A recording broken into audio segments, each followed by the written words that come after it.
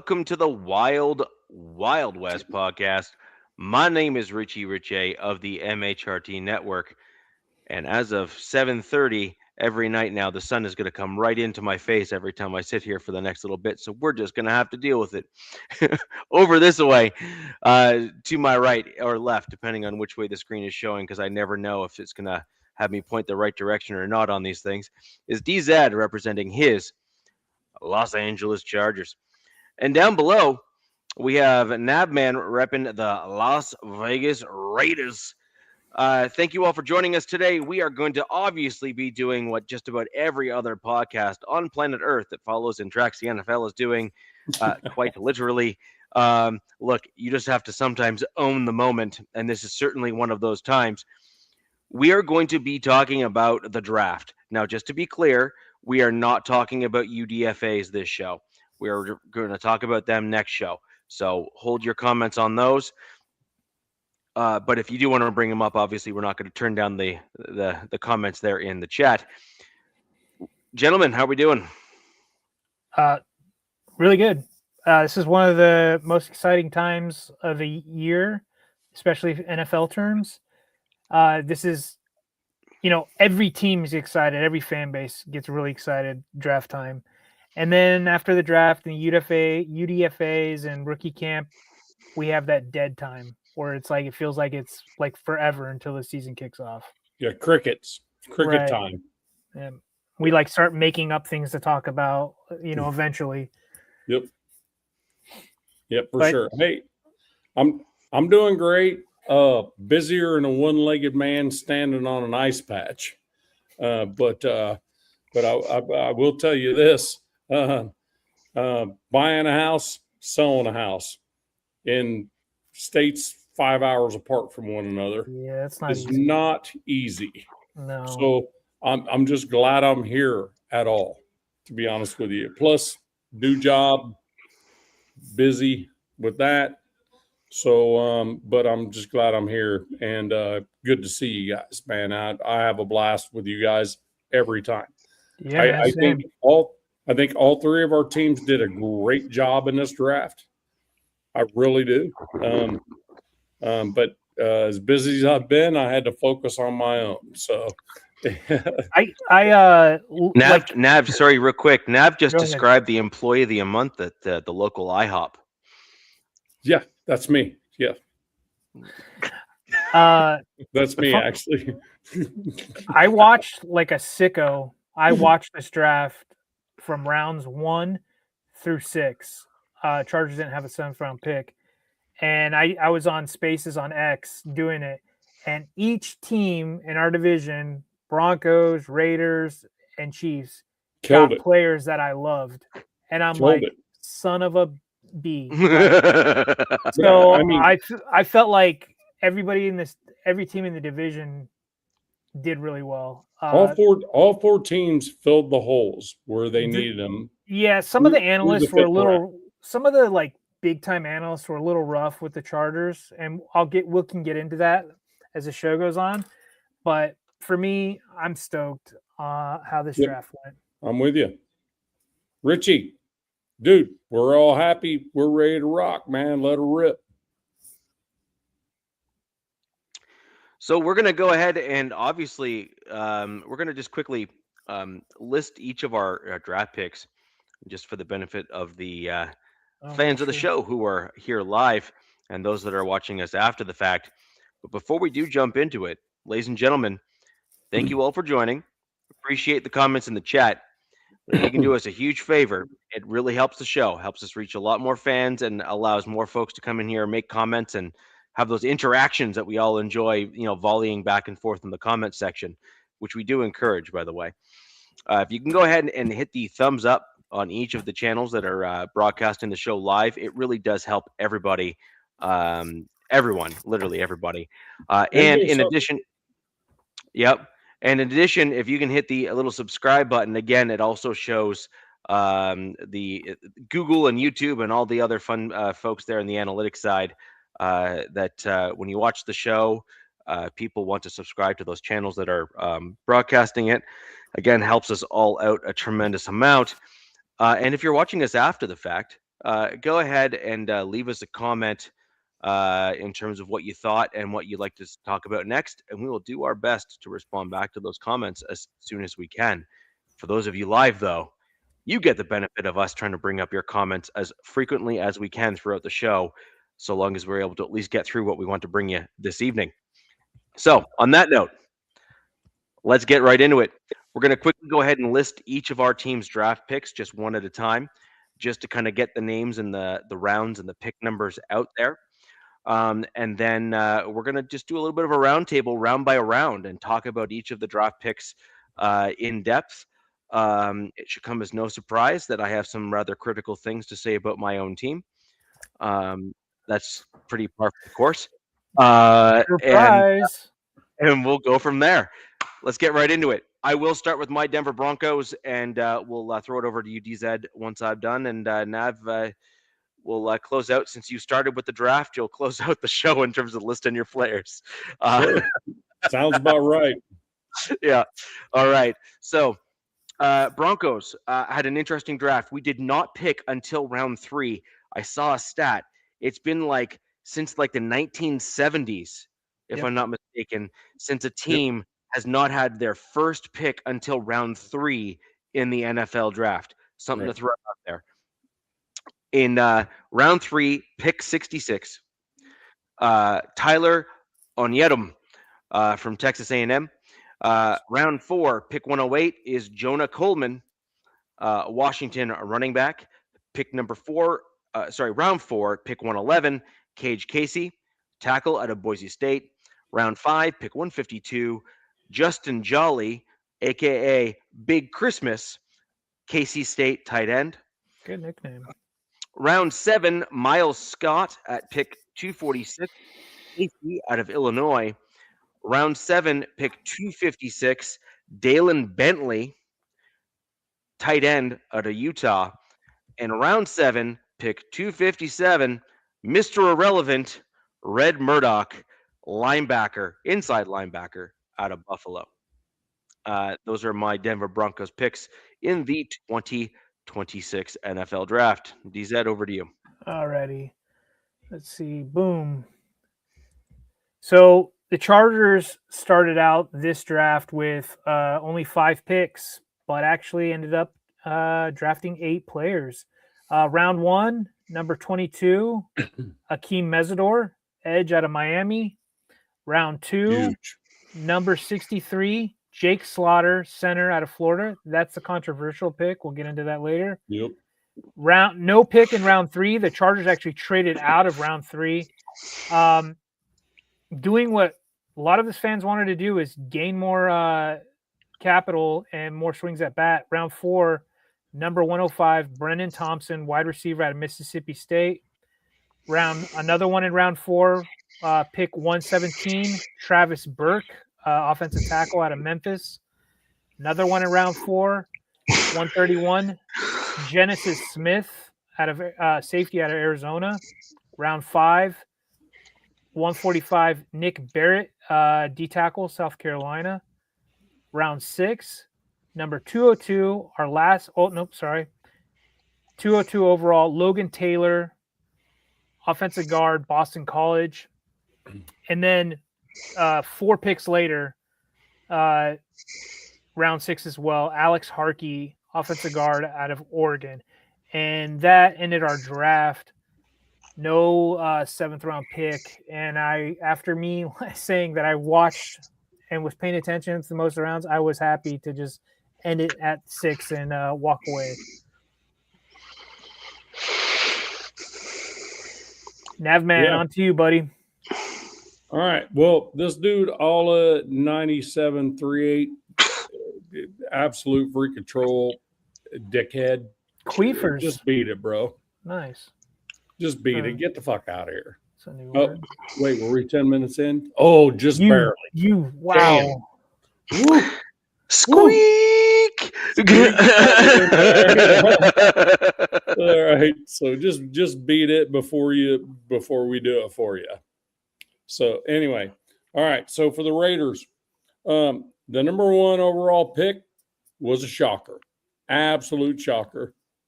It was Fernando Mendoza out of IU, of course.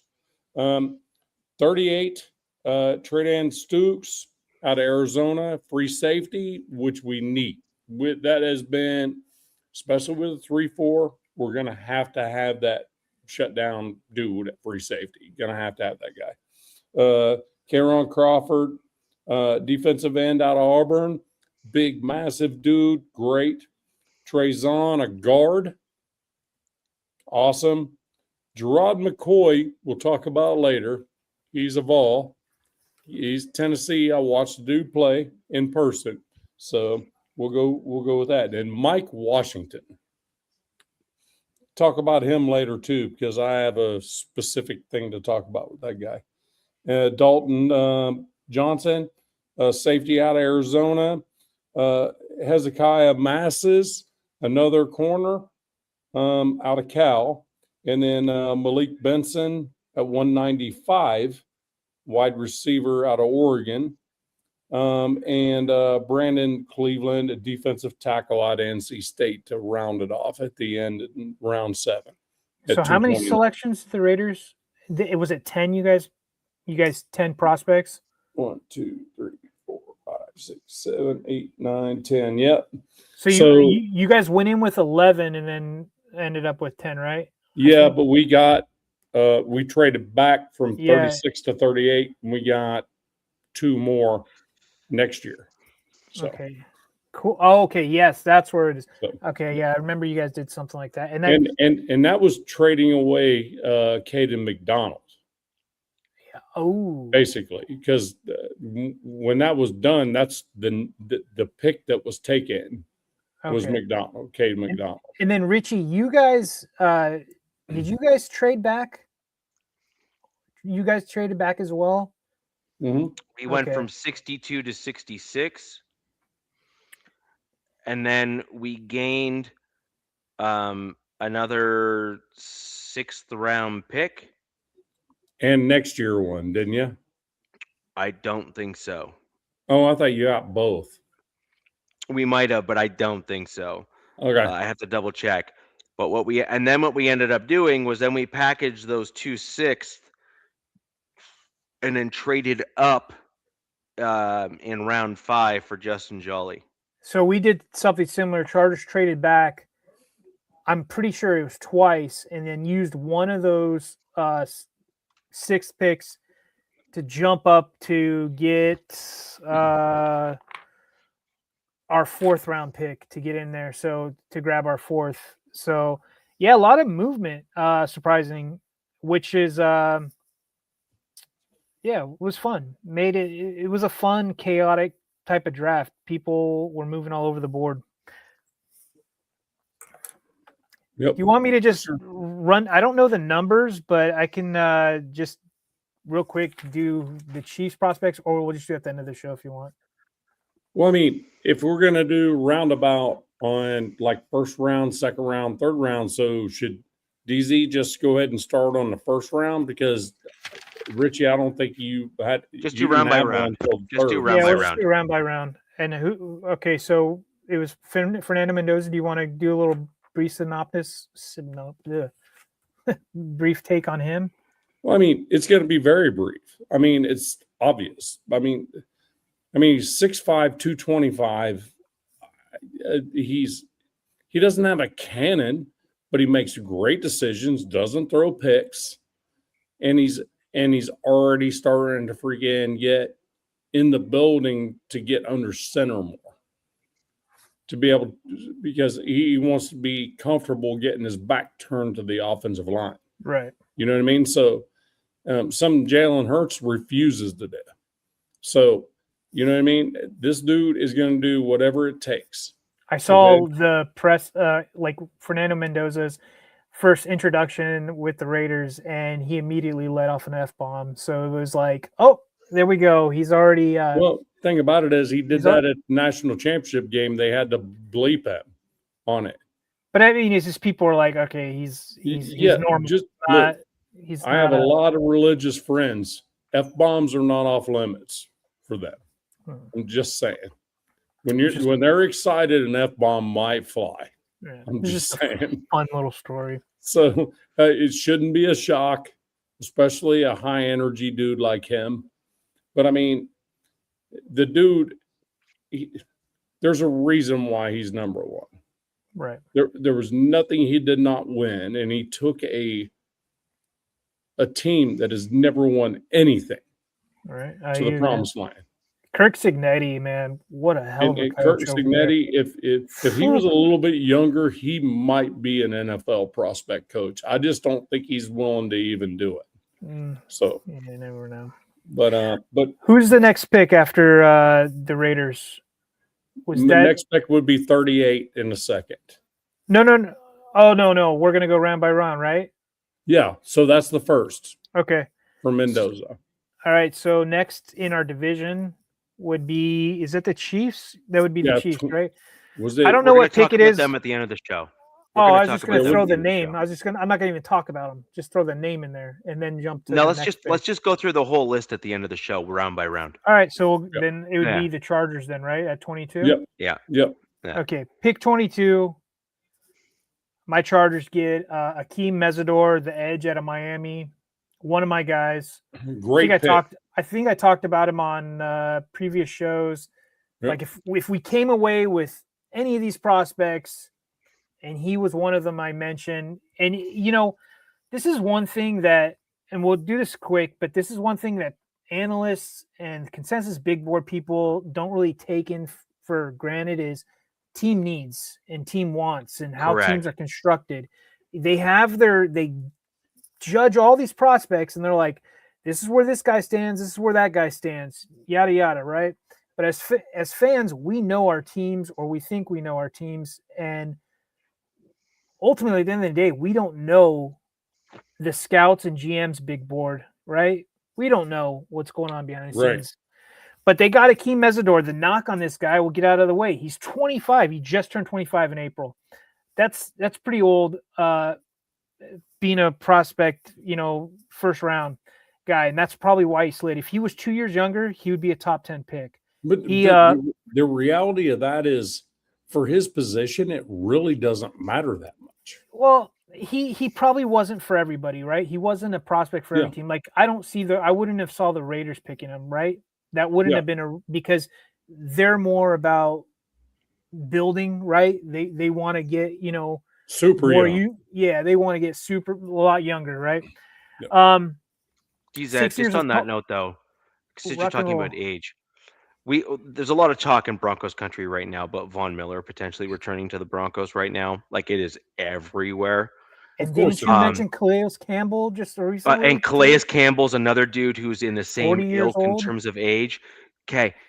I had to look up because I didn't believe the stats that I was hearing. Von Miller had like 9 sacks last year. I did not pay attention to him. I didn't even realize that. Dude, I knew Bosa was there too. He's 37 years old. Yeah. He was a freak though. Everybody knew he was a freak. Like, wasn't one of his things like chasing chickens? Like dude, that's just like freak stuff. Well, Rocky Balboa stuff. Wasn't it ducks?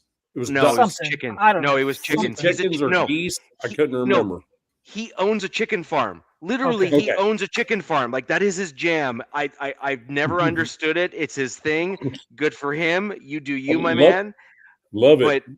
But it's an interest, and he picked up on that in college from one of his college professors, and he just like fell in love with like chicken farming.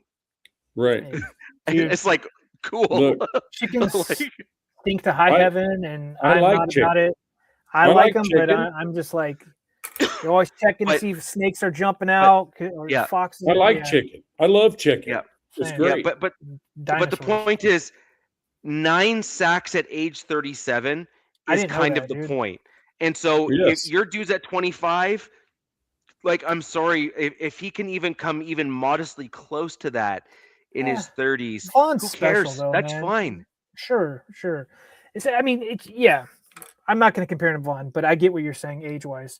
But Von Miller did way more than that. He's like a Max Crosby type of guy. Well, he gets the sacks. and he also chases down plays from behind. He doesn't give up on plays. You just said something. You just said something. The one thing about yes, that's why I said Rocky Balboa. Good job, Matt. But you said something, Nav. Max Crosby. Max Crosby is a big fan of Mesidor, and Mesidor has something. Mesidor is being compared to Max in certain aspects of the motor. He's a high motor guy. Right. He just does. His motor does not shut off. This guy's got a really fun story. He's Canadian. He's actually the highest draft pick from a Canadian-born player like ever at 22 is Akeem Mesidor.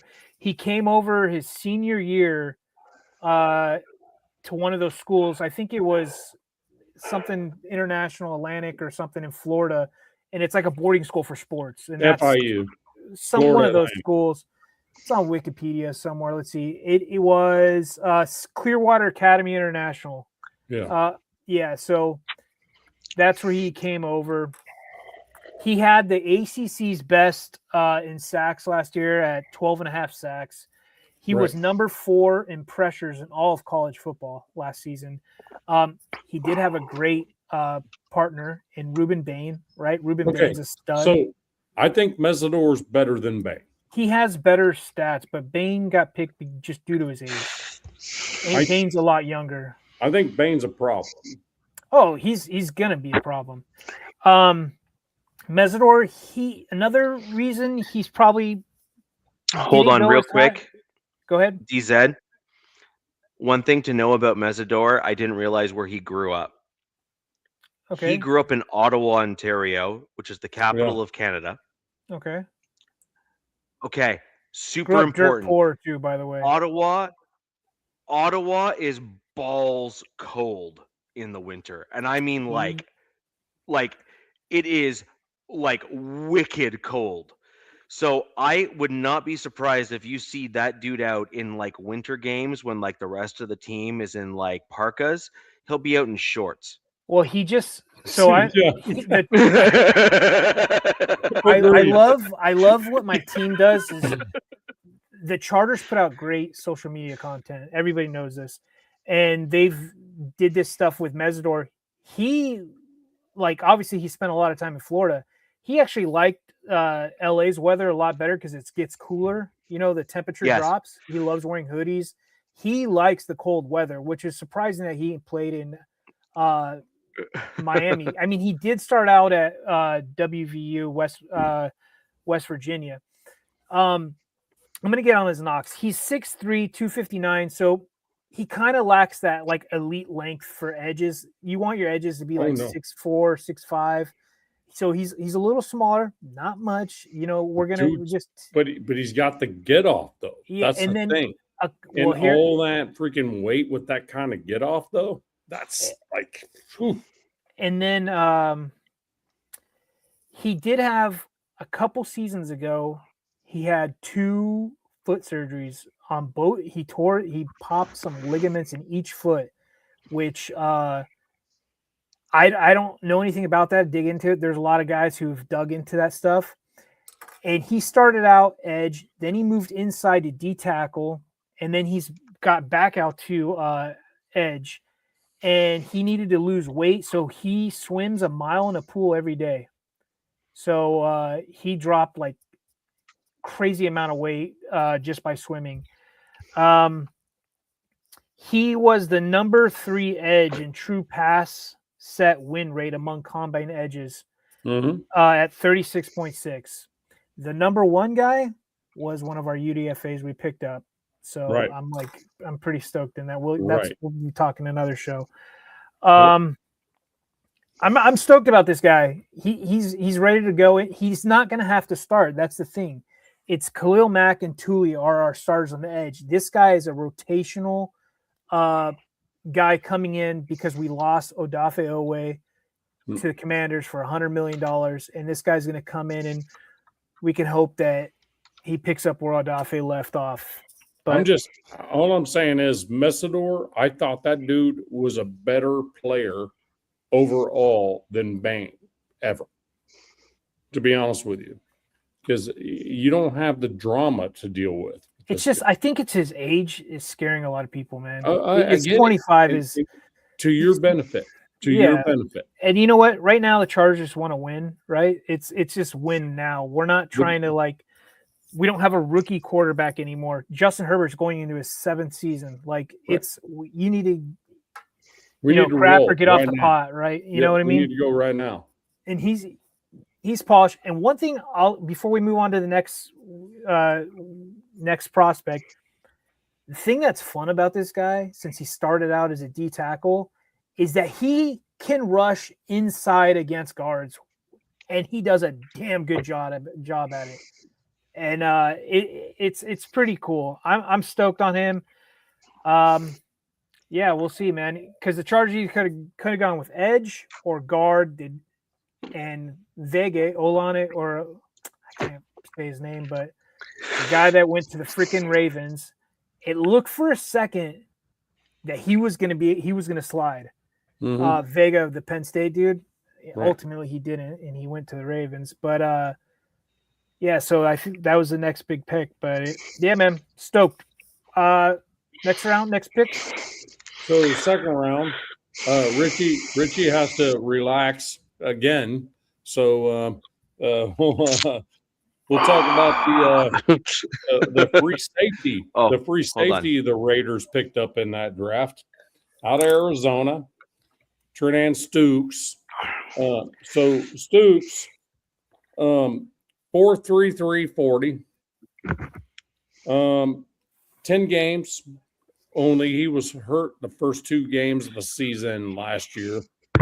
10 games, he had 4 picks, 6 passes deflected, and he was targeted 12% of the time. Wow. Last year. 24 solo tackles in the process as a free safety. To me, and he's 6. They say, so I wrote it down exactly as they put his stats in there. So he's 6 feet 5/8 of 1 inch. So he's like 6 feet and a half of an inch. So, but he's 190 pounds. So the dude can tackle. He can blast you, and he can take you across the field as well.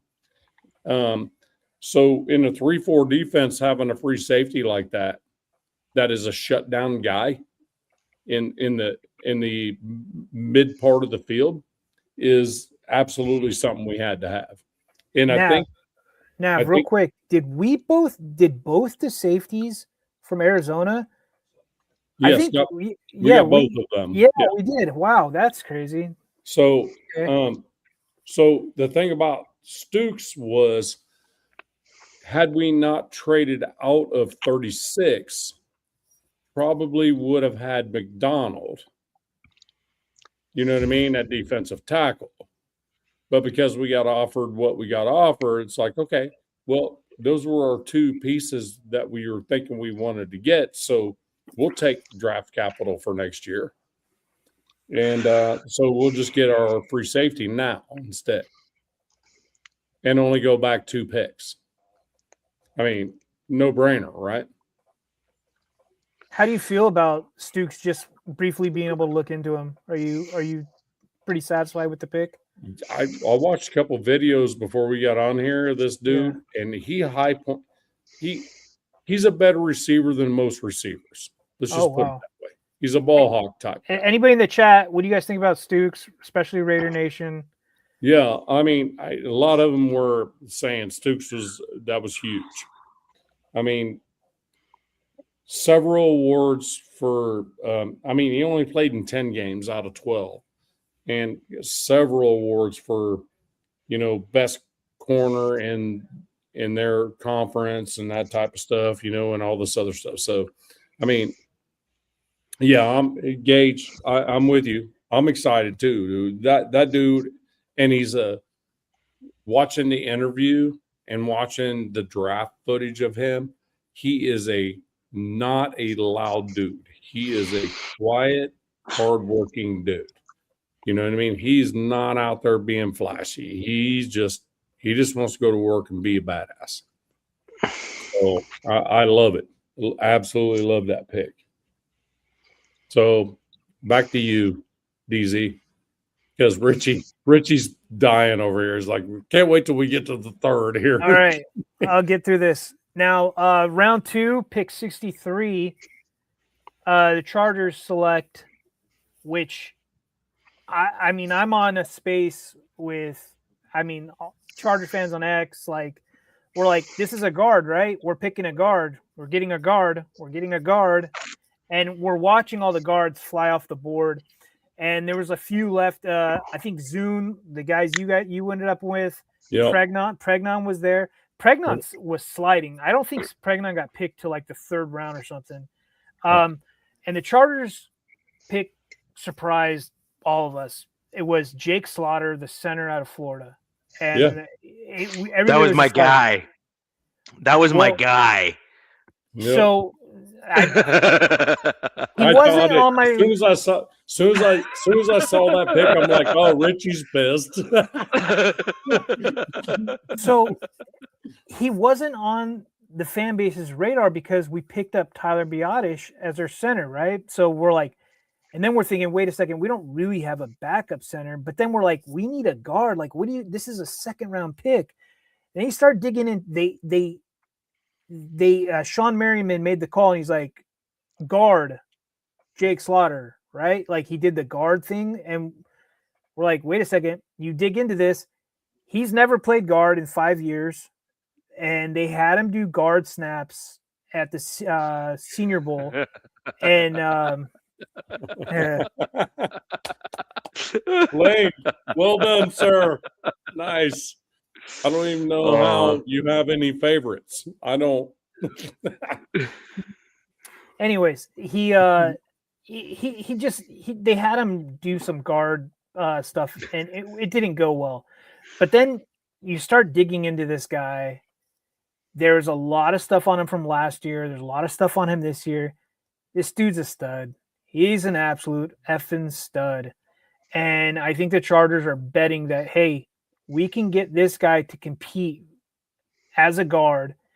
And in worst case scenario, we have our center of our future as a backup. And if it doesn't work out at guard, we'll figure it out with somebody else.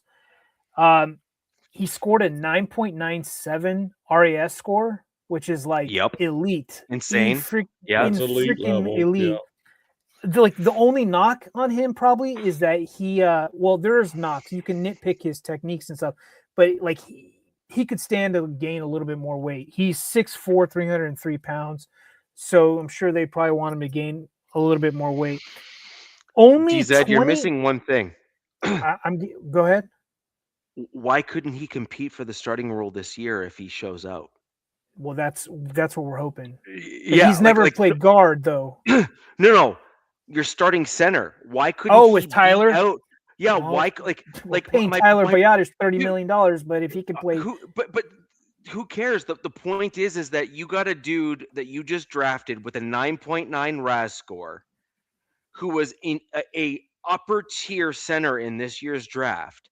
Why is it not a real deal possibility that he could potentially beat out your current center? Why is that not possible? He could. I think, who knows, Rich? We'll see, dude. Like, this guy, the more I look into him, the more I like about this guy, man. Like, he's everybody says he's so freaking smart. He's sorry,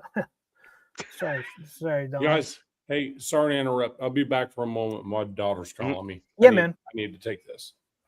And only 22 pressures he's allowed in 3 seasons as a starter. That's 3 seasons. 22 pressures. That's it. As a center. This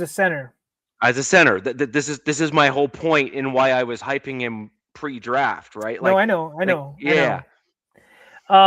He was projected as a top 50 pick. Got him at 63, so right around that. I can see it. Look, dude, this guy's got the pedigree. If he really, they told him on the phone, they're like, hey, man, we see you as a guard and our backup center right now.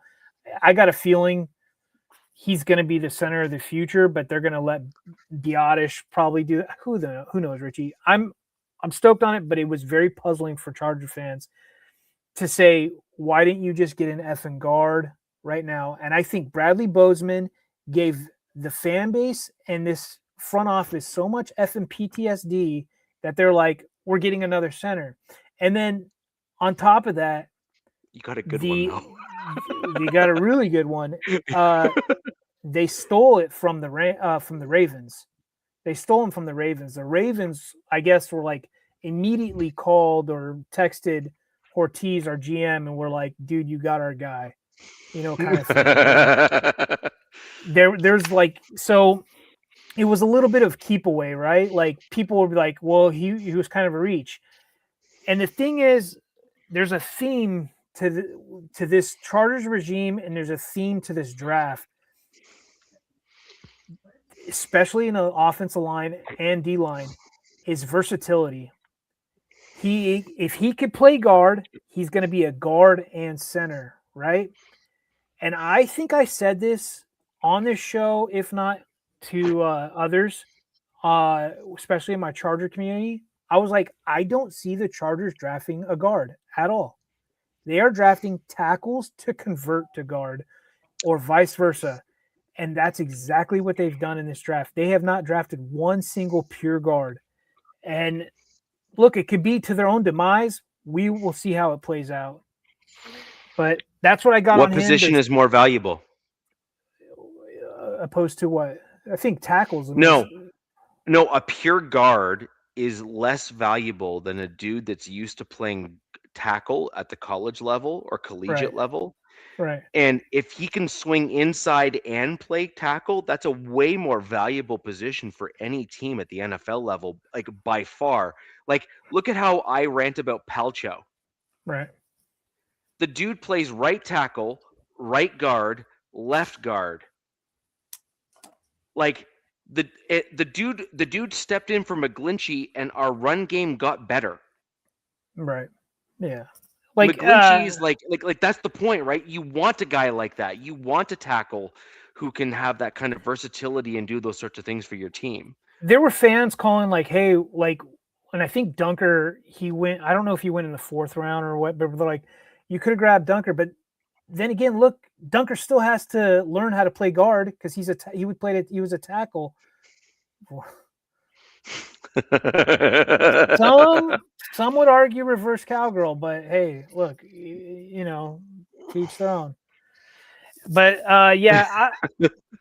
this guy, it's going to be fun to see him compete at left guard. And as I get through the other prospects, he's going to have a lot of other guys to compete with. Mm-hmm. Mm-hmm. I agree. So that was our pick 63, round 2. I think this kicks it over to you, or is it back to Nav? It's back to Nav. To Nav. He's on the phone. Yeah. All right. You good? Yep. Nothing a credit card can't fix. Hang on real quick. Oh, Jesus Christ. This team gives me PTSD, man. Their defense. The Texans draft, my honest opinion, is that was dangerous, the crap that I saw that team pull in the draft. They literally stacked like basically on top of an already existing strength. They filled in voids and gaps, and they also then brought in dudes that can kind of allow them to Jack kind of build into the future as well. Where did I say I got the Houston Texans? Put it in the chat because I told them where I've got the Houston Texans this year. The Texans, what they're doing on defense there is it's scary. It's insane. Yeah, it's insane. I can't believe they just continue to build on one of the best defenses in the league. It's scary, man. Like it's just unreal. And then what they've brought over an offense, and all you need is upgrade that offensive line, and you need a CJ Stroud bounce back. It's damn it. But yeah, man. Yeah. Legit. They have brought themselves to being like the real potential of being contenders. In my opinion, they were missing a few pieces. Their only piece right now is CJ Stroud had a bit of an off year compared to Yeah. where he was earlier in his career. So the Right. question for the Texans isn't how well did they do in the draft. The draft, I think they absolutely knocked it out the park, in my opinion. Oh, yeah. Like I think they freaking Right. killed it. However, the question for the Texans is last season indicative of the new normal for CJ Stroud, or was it an anomaly and he's going to then revert back to where he was earlier in his career? Well, If it's and the latter, the league is in trouble. Like legitimately in trouble, because that dude big time. had one Big hell time. of a career in the early stages there. And if Right. last year was the new normal, then I think the problem with the Texans is that they're going to be in this interesting position where they're going to need to make decisions very quickly on Stroud if they actually want to compete, because they have one hell of a team, and they're the team that could like literally trade the farm to go way the heck up in 27 to try to get their quarterback, because I think they're ready now. And in fact, Agreed. they're not only ready now, they have a young team that's ready now. And I think Yes. that's like the best case scenario for any NFL franchise. That's my rant on Right. the Texans. Like that team's like legit scary. Like Yeah, legitimately they are. scary. That defense is going to be blindingly. I mean, they were one of the best last year. I'm tired of seeing Yeah. them. They've kicked our ass 2 seasons in a row. I'm so tired of seeing them. But the thing about it is, I mean, there's no question in my mind they're winning that division. When the hell AFC South all of a sudden is like, you're like, oh wow, they're pretty damn good all of a sudden. Yeah, they are pretty good. AFC South all pretty good all of a sudden. Remember, they used to be But peons, here's right? the thing. Forever. Here's the thing, though. We also got to remember Tank Dell freaking was out damn near the entire season. Most of his weapons were out the entire season. You know what I mean? Nico Collins is so good too. God, Nico Collins. Whew. Nico Collins, but the thing They about got it it. is They brought in they're out. They got they're Knuckles out most of the season. They're going to have those dudes back. Yeah, I think they're going to be patient with Tank Dell this year. They're going to let him come back slowly, which is smart. And they got Montgomery down there now too from exactly Detroit. Wow. Yeah. Yeah. So I mean, yeah, I agree with you. That is a dangerous team. A dangerous team, especially after this draft. No question. I agree. Sorry, I wanted to address the question before you took off on your second round pick for the Raiders. Oh, no, second round pick I already did. That was Stoops. Preaching to the choir, Preston. Preaching to the choir. Already talked about Stoops. Okay, so we've gone through the second round then. I don't think my Broncos were the top of the third. Were we at 66? Yep. I was at 67. Okay. Cool. So the Broncos finally decided that the 2026 NFL draft was a thing.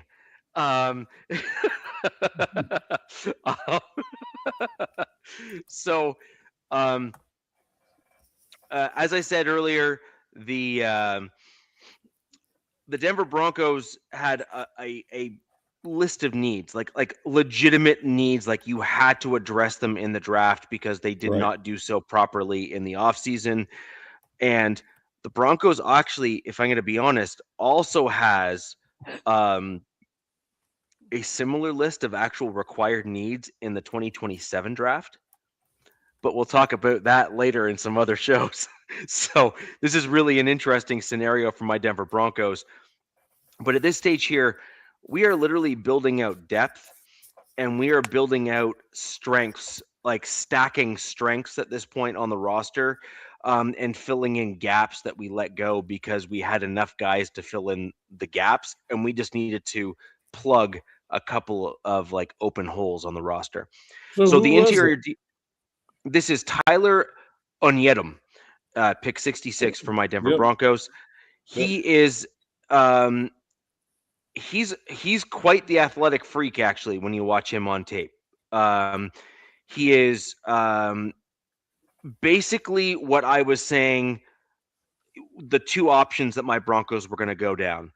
We were either going to go for the John Franklin Myers replacement, the lighter weight, faster twitch, interior defensive lineman, kind of like what you would typically see from like a defensive end style, Yep. like in terms of that type of mold, or you were going to try to go for like a bigger aggressor in the middle to kind of replace your DJ Jones style, get a guy kind of at like the 310, 320 range kind of deal. And the Denver Broncos went with the John Franklin Myers style of defensive end / defensive tackle. So they stuck with their MO. They went with their MO. They went with their MO.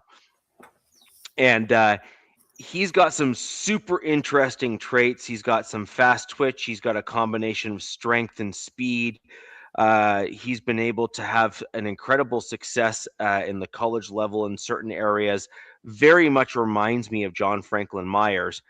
But the benefit of someone like him is he's coming into a very good, as in better than very good defensive line. I can't see you or the sheet, Nav. You just disappeared when you put it in front of you. But when you look at the way he plays the game and the team that he's coming into, he's got dudes that will help elevate him, like a Zach Allen. He's got other dudes that will help elevate him on the team already, like a DJ Jones. Guys that are veterans that are not necessarily worried about losing their jobs. They got long-term contracts with the team. They've already been paid. So the next thing for these guys at the NFL level is to building a legacy. And if this guy can be the legacy that they leave behind, then that speaks volumes to their character at the NFL level. And that's what they're concerned about at this point for most of them. And the other point is they want to win a Super Bowl. This guy's got long arms, Richie. 34. Yes. Dude, they call it. I haven't looked at him, but I know they say vicious, and he's got a spin move. He is. Now, the one knock on him is that he was never meant to go that high. However, this is the big caveat here. Anyone that's pointing at the Denver Broncos for reaching for him as a player in the NFL draft, we need to start looking at some context. In this year's NFL draft, if you look at what happened in round 1 and you look at what happened in round 2, the defensive linemen were stacked in the early part of that draft. Same with the offensive linemen, offensive tackles, defensive linemen. All of the big trench dudes were stacked in the early portions of this year's draft. So guys like Proctor and what have you that were meant to be drafted in the like mid second round or early third round, some of those dudes were taken in the latter and mid part of the first. Yeah. It was just right. It was insane. And so what we saw in this year's draft was a lot of these NFL GMs and NFL teams take note of what has been winning lately in the NFL, and they've been picking on like these guys are what's winning games for teams. They're the guys that are allowing these teams to get to the Super Bowl. These guys are the ones that are making $20 and $30 million a year now. And if I get this dude on a young rookie contract for a total of $30 million or less when he's on our team as a rookie on a rookie deal, then we've just won, right? Like if we get production out of this guy for a pittance of what he would otherwise make on a contract, then the answer is always yes. And I think that you're going to see more and more of that as the draft years keep going on, where these interior linemen and the offensive line that are winning games for teams, they're all going to be stacked in the early stages of the draft. And frankly, DZ, I think you mentioned it about not factoring in team needs and things like that. I want to add to your comments from earlier. These big board analysts like PFF and all these other idiots that are getting paid off by teams and don't really know what they're talking about, they're not truly assessing the league for what it is. The league over the last 5 to 10 years has turned into who wins the trenches and who has a competent quarterback. Once you then stack on top of that, you can basically kill it in the NFL after that. Anything else is gravy almost at that point. Yeah. You don't have to have a 4,500 yard quarterback these days. No, anymore. you need to Short have a health, maybe. competent. You have to have a competent quarterback, and you have to dominate the lines. And what the GMs in this year's draft showed you is that every GM, and I mean every GM, pretty much showed that they understand the assignment. They drafted offensive line and they drafted defensive line. And they drafted edge because that's allowing you to get to the quarterback to stop the play on the field. The point is that they're looking for like the next guys to hit, and they're valuing the contract after. So they're looking at the value of the second contract for a lot of these players, and they're saying if I hit on a guy early in the early stage of his draft and I'm saving $20 million, I can get myself to the Super Bowl because that's what every other good team has done thus far. And we're going to see more of that, in my opinion, for the next 4 to 5 years. I think the Chargers did exactly what you said. I'm like thinking about last year's draft real quick, but this year, 6 out of their 8 players were trench players. 6 out of their 8 picks, I mean, were trench players. And the Chargers drafted 4 offensive linemen, the most they've done since 1990. So they are doubling down. They've seen enough, and it's the trench game. But I kind of think it's a little bit of an overcorrection from their last year's draft, to be honest with you, and free agency. I disagree. And the reason why I disagree is because the Chargers had every business of being in the Super Bowl. They had every like here, let's put it this way. If the Chargers did not have the injuries that they did on your offensive line, there is no reason why the Chargers should not have been first in the AFC West. I mean, yeah, it's a year-to-year league. They went 5-1 last year in the division. They had horrible injuries in the offensive line, and then a piss-poor offensive scheme. Yeah, but that's the point. Is that you would have gotten into the playoffs because your lines, and you had coaching that were able to coach those lines up to maximize their ability. There is no reason why the Chargers should not have been first in the division based on your quality of play. It's a fact. It's a fact. Curse. Like your team just simply cannot figure out how to stay healthy. Nope. And your team has now basically said, fine, we're going to overhaul the dudes that we have on the roster for backups and depth and everything else. Bring in fresh blood that maybe hasn't been tainted by the old regime with the way that they did things. And look, I'm right. That's why you're laughing. I'm laughing. And you're hoping that an overhaul and a refresh is going to then bring you guys over the finish line. And I'm going to be honest, I don't think that's a bad strategy. I actually think it's actually a pretty good strategy. So I'm scarred, man. I'm just scarred, and but yeah, I agree 100%. I'm like, dude, just get new, fresh dudes. It's a new O-line coach this year as well. Like new offensive scheme. Let's get the new stuff going, and hopefully we can escape the curse for a few seasons because sooner or later it finds you. All right. So first things first, and we'll move on to the next. Go to you and Nav. Basically, the Denver Broncos, effectively with their first pick in the 2026 NFL Draft at round 3, pick 66, effectively drafted who they believe can be John Franklin Myers' eventual or current replacement, depending on how he shows out. For way cheaper, so that's kind of where we're at. For way cheaper, exactly. Yeah. So I think it's Nav. Nav, you're probably next, if I'd have to guess.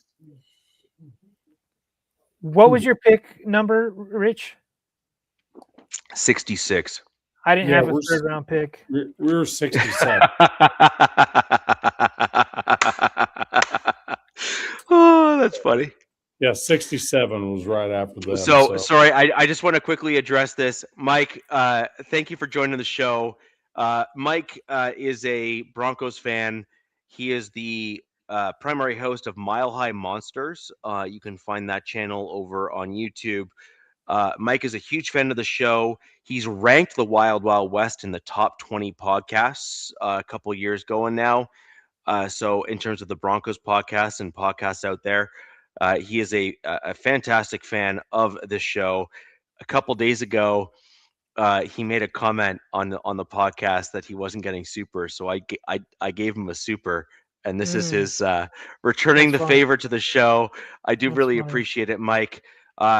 He had a great show earlier this evening, which I participated in the chat on. Mike, thank you for joining the show. And if you have any comments or questions, leave them down below. We'll bring them up as the show It's goes kind on. of a shame that like all these it happens with all the Charger content creators. It's like it's all supers now. It's like Yeah. if you want to get heard, you better have a super, or they're not gonna acknowledge you. And it sucks. That's the way it's gotten. Yeah. So, anyways, as we do with everyone on the show, we do try to give obviously some priority to those that did give the supers, but we do like to give some content to some showtime, rather, even to those just fans of the show, because the whole point here is we want to grow the show, get out to as many people as we possibly can, and we want to thank you all for joining us live. Mike, I do appreciate it, man. Thank you. And I promise I will join the Mile High Monsters at some point live. I just don't know if your fan base is quite ready for me. I'm a unique cat within Broncos country. So let's go. No, he's Mike McCarthy. He's the head coach of the Steelers. Last I checked, so he looks just like him. For crying out loud! When people say that, I'm like, yes. Yeah, he does. I mean, I'm not lying about it. So my dad got that too, by the way. So can I talk about number 67? Yes, go please. for it. Okay. Yes, so number 67, Kieran Crawford, is one I had to dig into pretty heavy on. So he's a defensive end from Auburn. Yep. And he's a monster of a human being. So my notes are right here. And I do this on paper, guys. I don't do iPod notes and shit. No, rock and roll, man. Do your thing. The dude's 6'4", 253, which seems about right for defensive end. But yeah, that seems like a perfect size, to be honest. Right. But the thing about it is, I don't think he really is an edge. So he's unpolished. Yeah. Unpolished. The dude didn't play football till his senior year in high school. He was an all-state basketball player before that. So, when I'm watching video of him, he's just twitchy as hell for his size. Yeah, I'm seeing his strengths, Nav. Pretty good stuff. It's he's more of a stand-up linebacker pass rusher than he is an edge, to be honest with you. You know what I mean? And in a 3-4, he can be that guy. Dude, he's got a 79-inch wingspan. Oh my God. He's massive, dude. Wow. He's a massive human. And what really got me was a couple of videos where I watched him chase down a ball carrier from the other side of the field. His pursuit of the ball is next level, unreal. I was like, oh my God, this dude chases down running backs in the open field. As a dude that size that can chase down running backs in the open field, it blows my mind. So, let's see. Eventually, he could be an edge, but he needs to figure out how not to get locked up by offensive linemen. So the couple videos I watched, he would go up to try to go after a quarterback, and once he got locked up with a tackle or a guard, it was over. He couldn't disengage. So he needs to work on his hands then. He just needs to work on his hands. Yeah. So he needs to either that, or he needs to kind of put a running back mindset in his mind when he's going after the quarterback. You know what I mean? Right. Hit the hole. You know what I mean? Well, he's got some great teachers over there in Vegas to help him out. He's some of his strength I was like just reading about is Well, relentless motor. Who does that remind you of, right? You know? So in the combine, he did 40 reps at 225. Wow. Yeah. Damn. So being he was 6'4" too, benching that 40 reps. Second best. Holy crap. See, Dude, this I like this comment. Yeah. I agree with this for sure. Like Max Crosby was never a super high draft pick, and Nope. he learned the technique to then become elite at the NFL Yes. level. His and motor is deemed carried him. exactly. His motor And carried him while he could feel it. Max, Max reminds me, and fake it till you make it. And I'm not saying it's fake, but he faked it until he made it and became freaking what he is today. This is a Max pick. My guess is get this dude from Max. Probably, yeah. You know what I mean? Get this guy. Get this dude. Somebody he can take under his wing. Do you know who this guy kind of reminds me of, although he's slightly smaller, but just like in the same general vein? So the Denver Broncos picked a dude in the second round just before our Super Bowl 50 run by the name of Derek Wolfe. Oh, yeah. Everybody knows Derek Wolfe. Oh, and you know what he reminds me of? He had the motor. He reminds me of Javon Curse. Yeah. But the point though is that he had the motor and the drive, was lacking some of the technique stuff coming out of college, but had the team around him to help learn those skills that he was deficient in. Well, Max Crosby is right there to help this dude out, to have him learn those deficient skills. And like, let's be real, Max Crosby's not sitting there worried about whether or not he's going to have like a job or not, right? Like he's not concerned about that kind of stuff. And how many times we've talked about this ad nauseum, especially with our Raiders host. Max didn't have anybody to lean on when he got it, when he got to the Raiders, right? So like Max is gonna be like, all right, dude, like I'm gonna show he's gonna be able to take this guy under his wing. I'm sure like he did with other guys. I'm sure he tried it with Tyree, before did his stuff. And he's got Kuntz there too. Kuntz is another wily vet as well. So yeah. Would he play? Maybe even picks up this reminds me of something. Mesidor is 25. He said that he was even picking Ruben Baines, stealing moves off of Ruben Bain, who is like 3 years younger than him, right? Like he was like a senior and Bain was like a freshman, and he was like, whoa, dude, you're doing something, and he's picking off it. So it's if he picks up the hand fighting nav, stuff like that to disengage, it's huge, massive. Yeah, I agree. I love that pick, and I think as a steal. I think that was a steal at 67, to be honest with you. So who's next? I have no third round pick, so it's going to be you guys. So I pick 108 in the fourth. Okay, so I'm next. Okay, so this dude at 91 zone. So, you got my guy, man. I was like, really? How did this dude get there? So he's a guard out of Texas A&M. Oh, by the way, pretty much won every guard trophy you could get in the SEC, bar none. At 91, for crying out loud. That was a great pick. 6'6", 312. It comes from an athletic family. I mean, I can throw all that stuff out there. I mean, his mom, his sister, they're all like collegiate, freaking next level athletes. Old man, freaking walked on to Tulsa. I mean, shit like that. I mean, it's just crazy stuff. So he had 50 starts in 5 seasons in college. 50 starts as a guard. Okay. My guess is the ones he didn't start was because he wasn't starting because he was behind somebody else. because he hasn't been injured. He hasn't been hurt.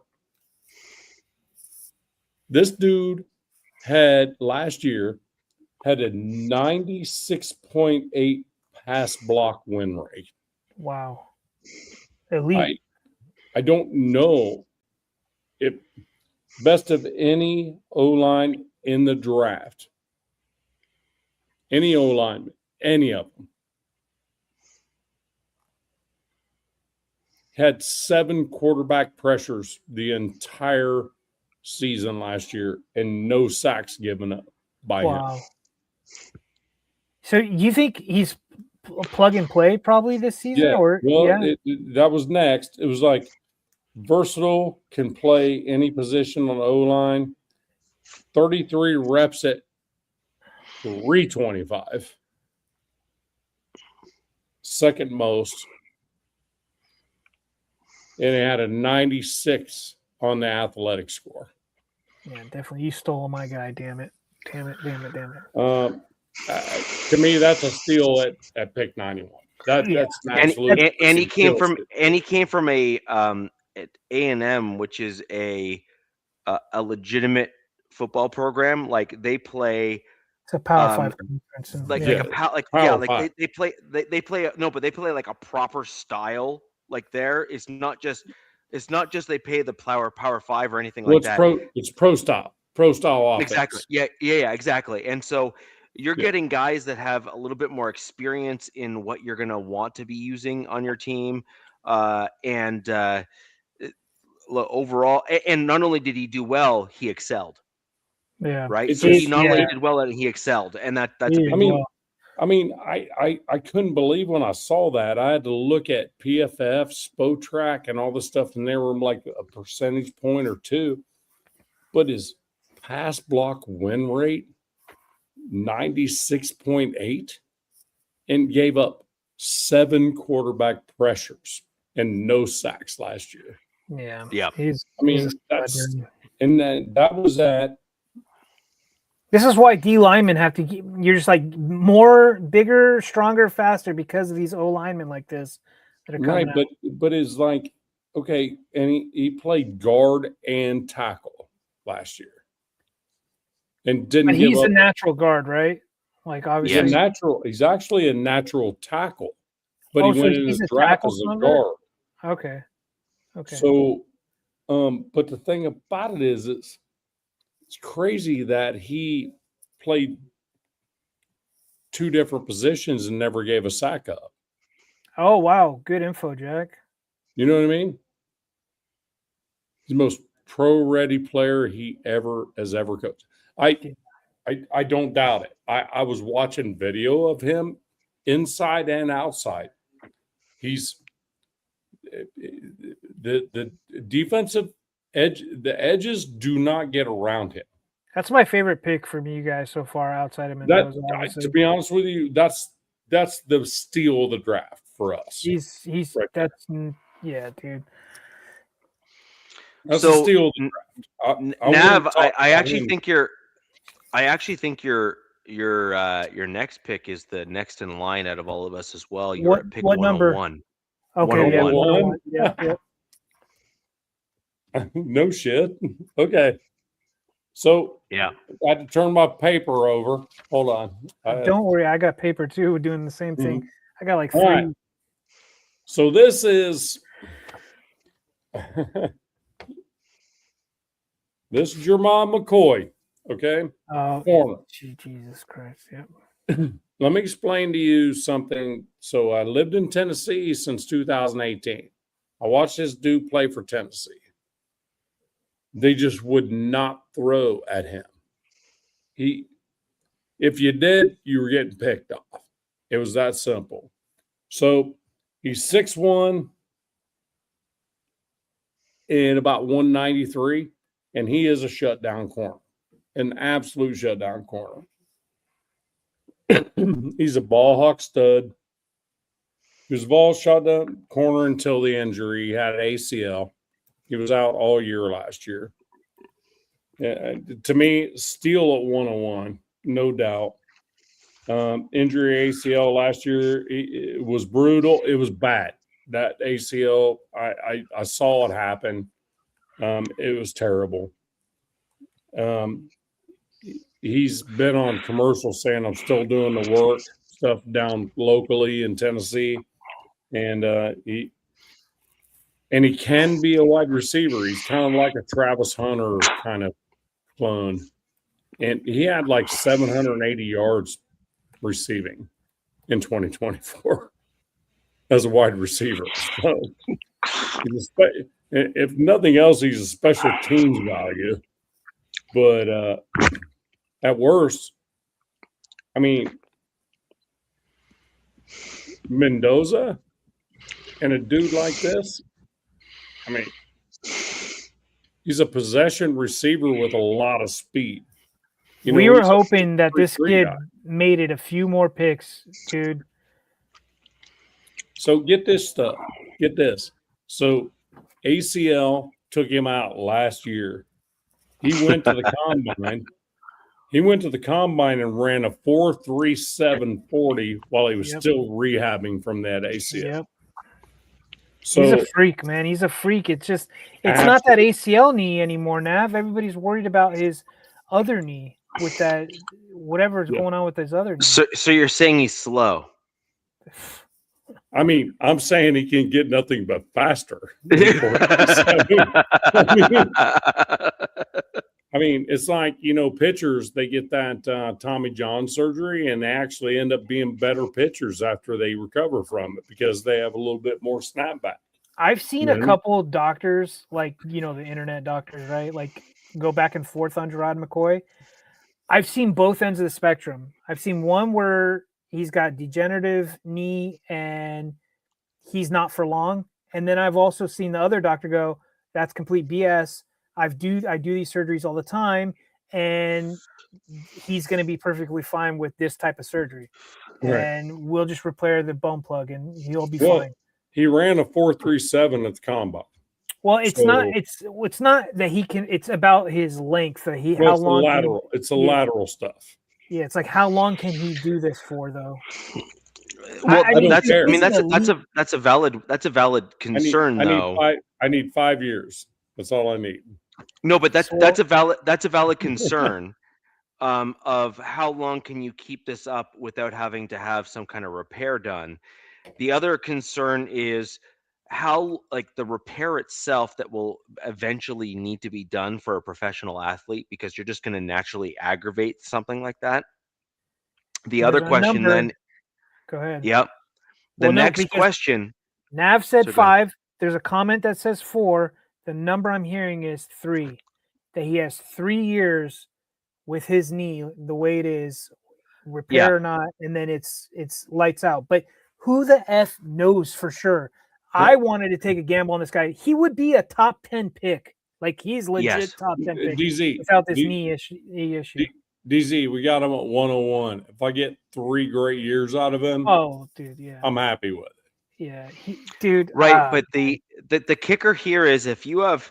So here, let's look at it this way, and this is what kills me about the current Raiders regime, is they're actually competent. Like, you can just tell by what they're doing. It's awful. Yes, it's awful for me as a Broncos fan, but as a Raiders fan, I'd be ecstatic.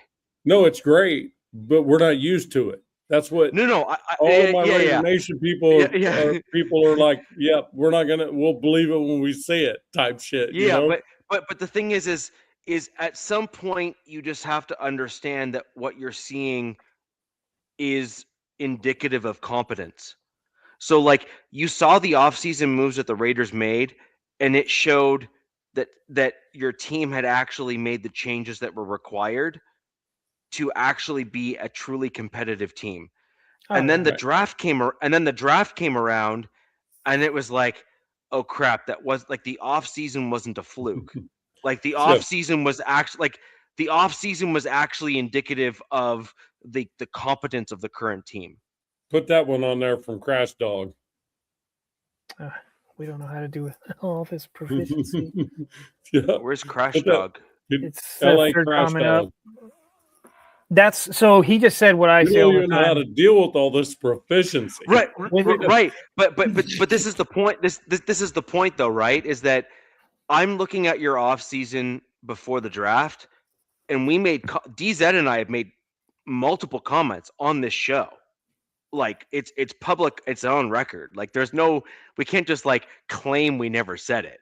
Like Yeah. both of us have says like your team has shown that you have like you've turned the corner because you brought in a head coach that has pedigree and a father that knows what he's doing, and then you have a regime that's now in place that is clearly moving with vision. No, they're moving with vision. Adults No, are they're finally moving in the with room. vision. I've been Yes, saying exactly. that with this Yeah. whole new Adults- regime and their Adults move. are in the house. I've been saying Yes. that. I've been a professional Raider hater for my whole life, and what I saw with them do this offseason, I'm like, oh crap, here we go. Oh, Yeah. yeah. You'd be a Yeah. worse Raider hater now. And I'm like, damn, Right. dude, they're getting it together. I mean, My thing is, all these picks are pointed. Everything's pointed at something. You know, that's why I'm like, damn. building would be good for a long time, not just And for it's short time. super young, bro. I mean, No, but your picks were picked with purpose. The oldest player on the team, I think, is Colton Miller. Yes. No, Nav, what your team has done this offseason is they reset the mistakes of the old regime. Yes. They brought in coaching staff that was competent, and they have brought in a combination of two things. One, they have attacked the offseason with a vision, and then they continued that same trend with the same vision in the same direction in the draft. Yes. Which basically shows that your current regime that you have right now is resembling, as you said, adults in the room or competence or whatever other descriptors you would like to use for your team right now. Right. That is going to be a concern because Pete Carroll did not show that he was with it. Like that whole regime and that whole thing was an absolute hot mess. I don't even know what that was. Right. Yeah, that was weird. It was literally throwing a dart, hoping that it worked, right? And it was like a PR stunt. I swear it was like the NFL calling the Raiders, like, "Hey, get Pete Carroll as a head coach, and we can sell this for a little bit." Well, it was a path to Mendoza. So that's a positive spin. That's a positive. Congratulations, Pete Carroll. Thank you for that. But I don't think anybody doppelganger. Saw Mendoza that's wrong. 2 years ago. Building now. So doppelganger, this is wrong. You are not building for now in the future. You are wrong. Oh. Your Raiders right now are building a foundation. You're not building for now. You're actually only building for the future, but you're building with purpose. And I think that's even better, by the way. I'm not even knocking the comment. I'm simply correcting it slightly because your team is building with competence and direction. And so right now this season, your team's probably going to go from like the handful of wins barely that you guys had last season, and you're going to probably end up with something generally to the effect of like 8 or 9 wins, maybe 10 wins this season as you continue to build this up. But Richie, I'm going to defend my boy here. I think you're wrong. Ooh, yes. Okay, I think he's right. Building for now and the future. I mean, he is a Raider, and you are a Broncos. So I'm just saying, building for now and the future. F you, Richie. Now, but I promise you, walking through the door after last season, I don't think any Raider fan intended to have too many more wins than we would have had last year. But what he's saying is what we've done exceeded expectations to the point where we might have a little bit more push this coming year than expected. So I agree with that. But hold on. So now and the future, I agree with him. What you're saying is not a Raider thing. You're saying a Bronco thing. He's saying a Raider thing. Oh, Jesus. Well, So- I guess it depends on your purview. So my point here is the Raiders have done all of the right things to do good things this year and set a foundation for their future. That is correct. I agree with that That's now in wholeheartedly. future, right?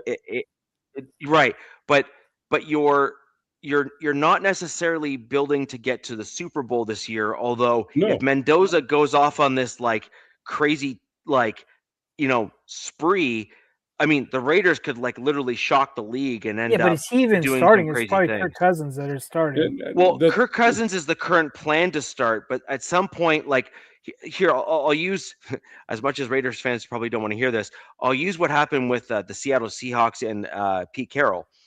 They had no plans on having Russell Wilson start for the Seattle Seahawks when he did. However, he basically made it where they couldn't deny the fact that he was the best quarterback on the roster. And if Mendoza shows that he can be the difference maker on the team, as in like the guy that can kind of will the wins in a couple of games a season, he's going to start. I don't give a crap who's on your team, Cousins or otherwise.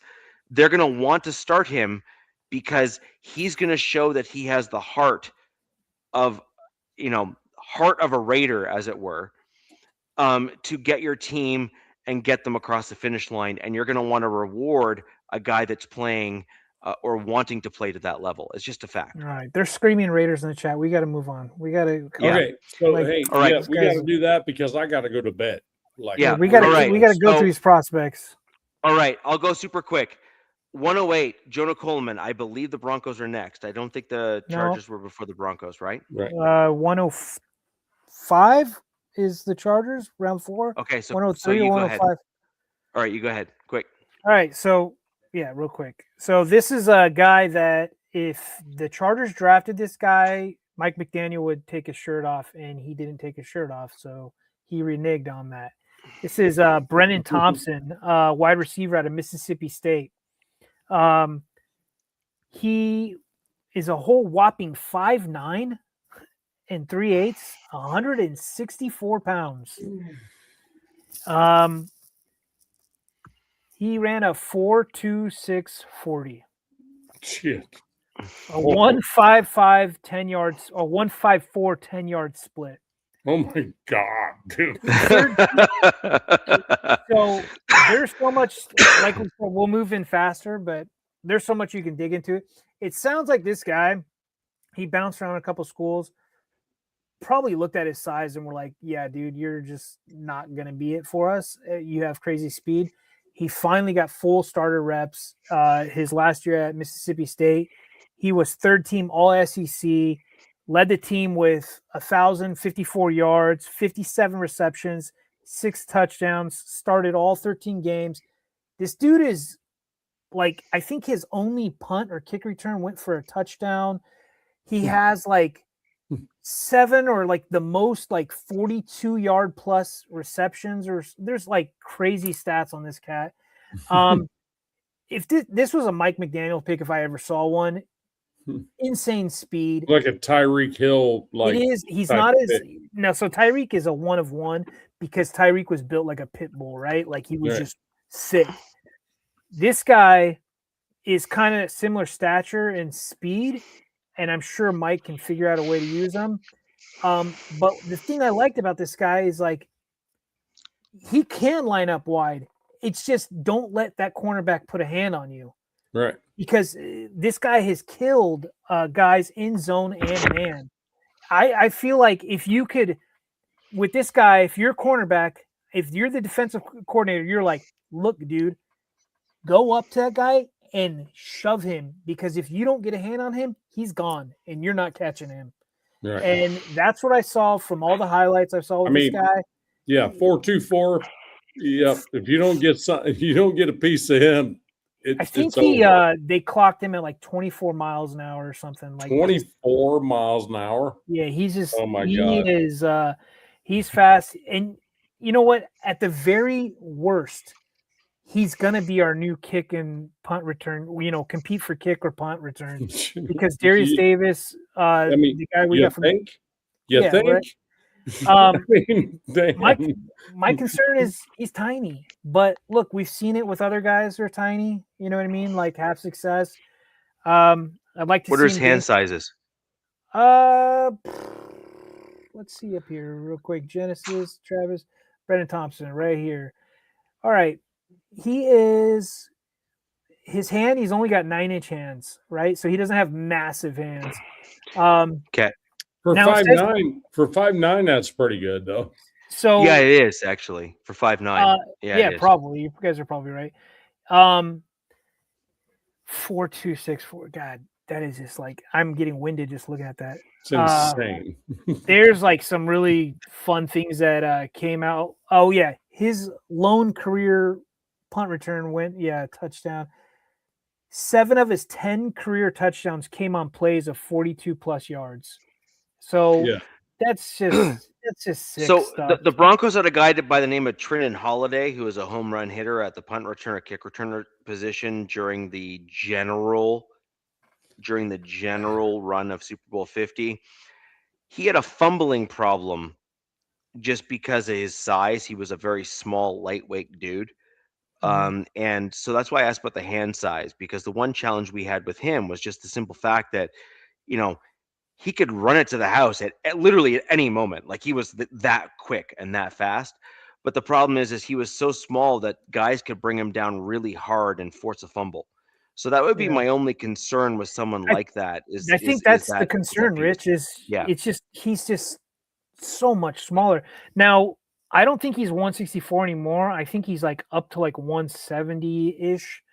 Like that makes a difference really when you're playing against giants. But this is definitely going to have to be well planning for him to be used and stuff in there. I remember damn, even that small? Holy crap. He was small. He was not big, man. But he was lightning. He was literally a track star. Darren Sproles. Darren Sproles was like pretty crazy. Let me see.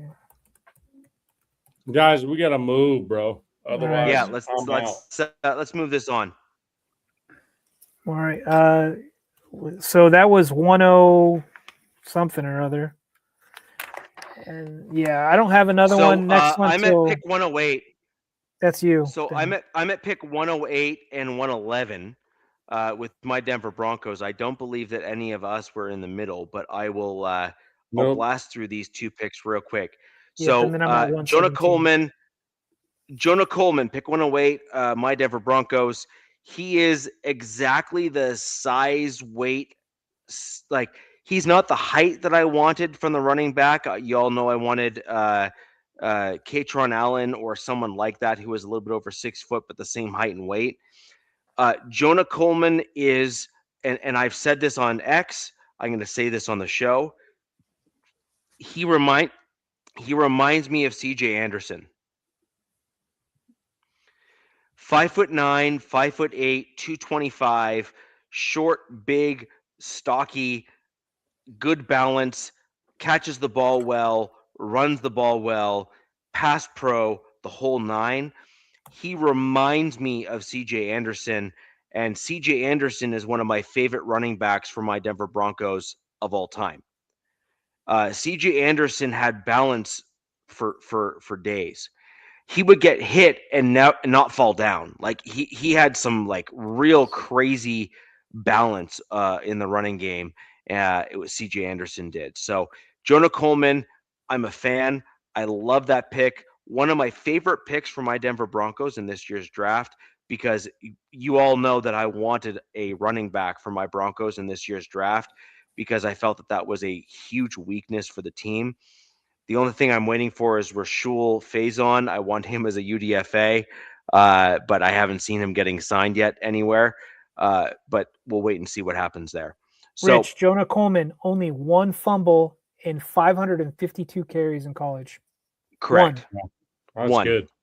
Damn, that's really good. 1. Yeah. So anyways, that's look, it's hard to argue against the statistics there. And when you actually watch him on film, I just ask that you watch his pad level when he gets hit. He never really goes off kilter. It is a unique skill for a running back to have. Jonah Coleman has it. I'm stoked for him as a pick for the Denver Broncos. He is basically what RJ Harvey is not. Yeah, that's what I Right? can see that. He is he is everything that RJ Harvey is not.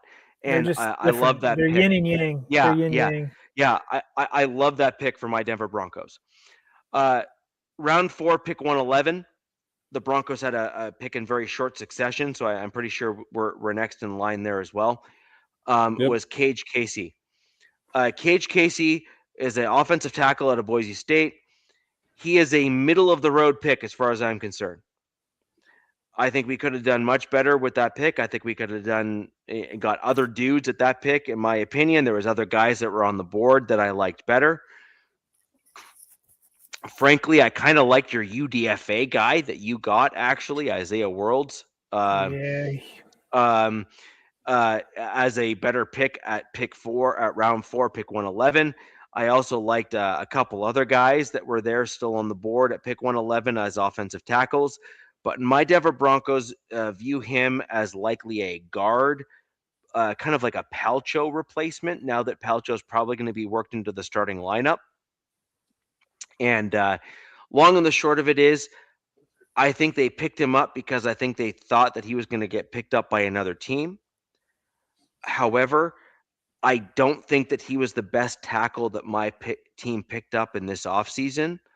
We will talk about that next show. Fun thing on that guy is they call him cerebral, very football smart, very IQ smart. This Cage Casey, the guy I'm talking about. Yeah, 100%.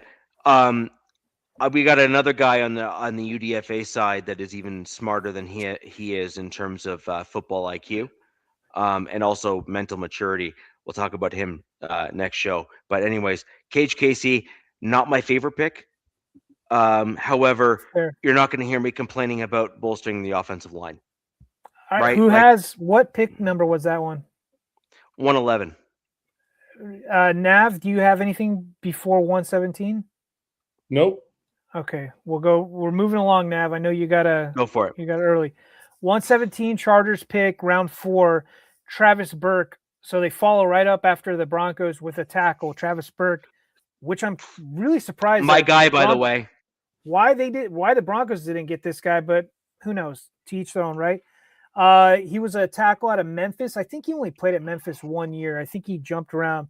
He was the second tallest player at the combine. He's essentially 6'9".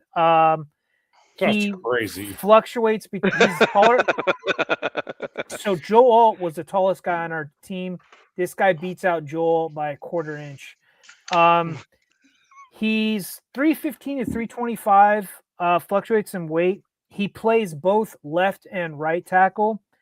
First team in his conference or something. This is something that I like about him. This guy is mean, nasty mauler. His highlight film, he wants to lay dudes out. He wants to punch them. Pissed.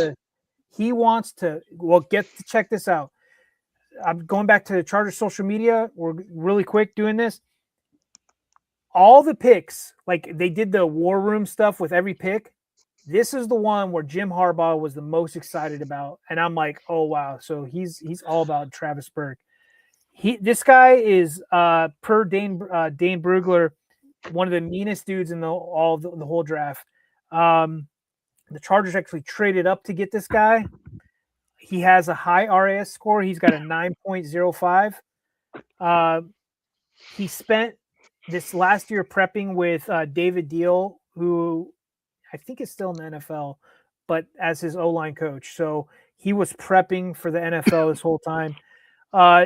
Ranked 12th in fewest pressures allowed out of of all the offensive tackles. So 12th getting that guy in the round 4, not bad. But yeah, man, he projects to be a swing tackle for the Chargers of the future. Probably taking Pipkins. Pipkins is gone probably this year. And excited about this, and he might play sooner than later. So DZ, just to be clear, for those of you who forget, my last show for my ideal Denver Broncos draft, my round 5 pick for my Denver Broncos was Travis Burke. He was the guy that I wanted my team to draft. I thought he was a perfect pick for the Broncos. He projected to me to be a McGlinchey replacement on the right tackle side. He is a mauler. He's an aggressive player, has all of the traits that I wanted for my team. And while I hinted at it, I may as well just come out and directly say it. Why on God's green earth did you pick Cage Casey over Travis Burke for my Denver Broncos, knowing that McGlinchey is coming into effectively an out year at the end of this year, when you could have him sit behind and learn from a dude that is similarly sized, actually, because McGlinchey's quite tall. Yeah. And learn in the room from a guy with similar technique and similar limitations and or hurdles to overcome at the NFL level. I never understood the Cage Casey over Travis Burke pick for my Denver Broncos, but that's me. I'm looking for run blocking first on my team because I am a firm believer that pass pro can be taught. Run blocking is a mentality, and you either have it or you don't.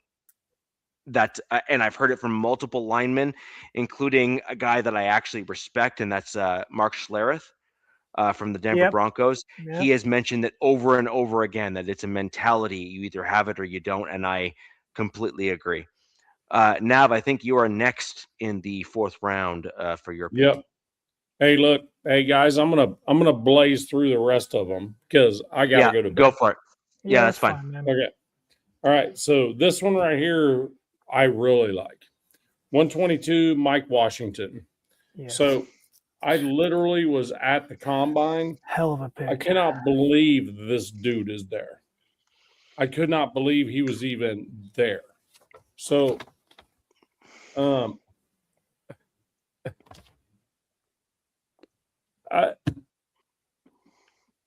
first, he was the best all-around running back at the combine. Tore Jeremiah Love apart in every facet of everything. Vertical, jump, split, everything. Blew his doors off out of Arkansas, right? And he's a big-bodied bruiser type of running back. Oh, yeah. 6'1", 223. Wow. 6'1", 225, 223, something like that. Wow. Yeah. Let's see. Yeah, 6'1", 223, runs a 4.3 340. Damn. Yes, that's what he ran at the combine. It was dang near a running back record. I mean, he won. He was pissed because he wanted a 4.27. Dude, the knock on him is stupid. His knock is ball security, and it's like 5 fumbles. There's no knocks. Well, none. I'm looking at it. Right, I'm looking at some stuff. That's his only knock I'm seeing, and I'm like, that's a dumb knock. Ball security. I mean, it's not dumb, but I'm like, he's a bruiser though. Why did this guy slide? Is it just? I don't know. I'm trying to figure out why. But fumble percentage. What? Look, guys, I was at the combine watching this dude. No, he was fumble percentage. Absolutely. That's why he slid? Just because of that? Percentage? If you look at the number of carries that he had, versus the fumble percentage that he has, it is not good. It's 10 recorded fumbles over 5-year college career. 10 fumbles in 10 fumbles in 5 years. Yeah, I'm not tripping over that. I'm saying the fumble percentage compared to what other running backs had in this year's draft. Sure, that's fine. That's fair. Like relative to the others, he was not good. That is why he dropped. You asked the question, I simply gave you the answer. This is Trey Zune, but in a running back. Like, this is another steal by the Raiders. I can't believe he was there. Me and my daughters were at the combine watching this dude blow Jeremiah Love's ass apart on every facet of running back. Dude, this out of Arkansas. Hell of a pickup. Even though I love Jeremiah Love. Hell, I met Jeremiah Love's parents while I was there. You know what I mean? And they're great people. And Jeremiah Love's a great player. I get it, but damn. Oh, Biggie says he runs straight up and down when he goes down. He turns his back. He don't worry his pads. Okay, so maybe he's just a straight up and down runner. I don't know. Okay, whatever. Okay, Biggie. Look, you flipped me shit a little while ago. Biggie, let me tell you something, Bill. Let me tell you something. All right. You have no place to talk shit about the Raiders. I do not talk shit about the Broncos on your show. Oh, I think he was just saying. Oh no, that was a little ways up there. Oh, so okay. The Raider guy takes 10 minutes on each player. Bullshit. Talk to Richie about the amount of time comes on players. So you're MHRT people. Anyway, all right. So anyway, it was a great pickup, man. Mike Washington, amazing pickup at 122. Yeah. I can't believe both got great running backs. And then let's see. All right, let me go back. Dalton Johnson, safety. I don't have a lot to say about him. He's 5'10", 192. He's another possible free safety, but he runs a 4.41. He's not much flash or data to praise, but he's depth and competition. To be honest with you, great call because it's needed. And then at 175, that's Masses, which is kind of a unique one. Hezekiah Masses. Nobody seems to be able to. That's a heck of a name, dude. Hezekiah. Hezekiah Masses. Did he leave the Mennonites or something? Did he like? Right. Same as like Johnson, but more depth in the D-backs. You know, at that level, 175. I'm all good with it. That's competition. This is what it is. Getting bodies in the building, man. Right. You need now 195 is a little bit interesting for me. Malik Benson. Let's see. Malik Benson is out of. Hold on. Sorry, I'm looking at. I'll try to help you out here. He's out of Oregon. 6'1", 189. Obviously, a slot receiver at that size could be possibly an outside X or something like that. 4.37 40. I mean, the dude can run. His split times were freaking next level, which tells me that's a slot receiver. So this is Washington, by the way. Huh? This comment about Washington, by the way, just as an FYI. Fumble issues, can't block is a one cut. Yeah, but with Genty there, we just need a bruiser to freaking go blast the freaking middle of the freaking. Nav, this Benson guy, speed sleeper. He's got 5 of his 6 touchdowns in Oregon were plays of 40 yards or more. 40. So he's kind of like the Brennan Thompson guy, like the Chargers drafted. So, and most of those were like in a slot, cut in deep post. A lot of those were. Yeah, so he's a speedster. Yeah. So then we had, it's a sleeper one. Oh, so this guy is probably going to be your compete for special teams on your team right away. Well, yeah, because he can move. Yeah, Dude can move. Yeah, it's a hell of a pickup. And I even put it on. It's a steal at round 6. Oh, Jack already put it on there. And then Brandon Cleveland out of NC State. So he's a defensive tackle, 6'3", 307. He's a born and bred nose tackle.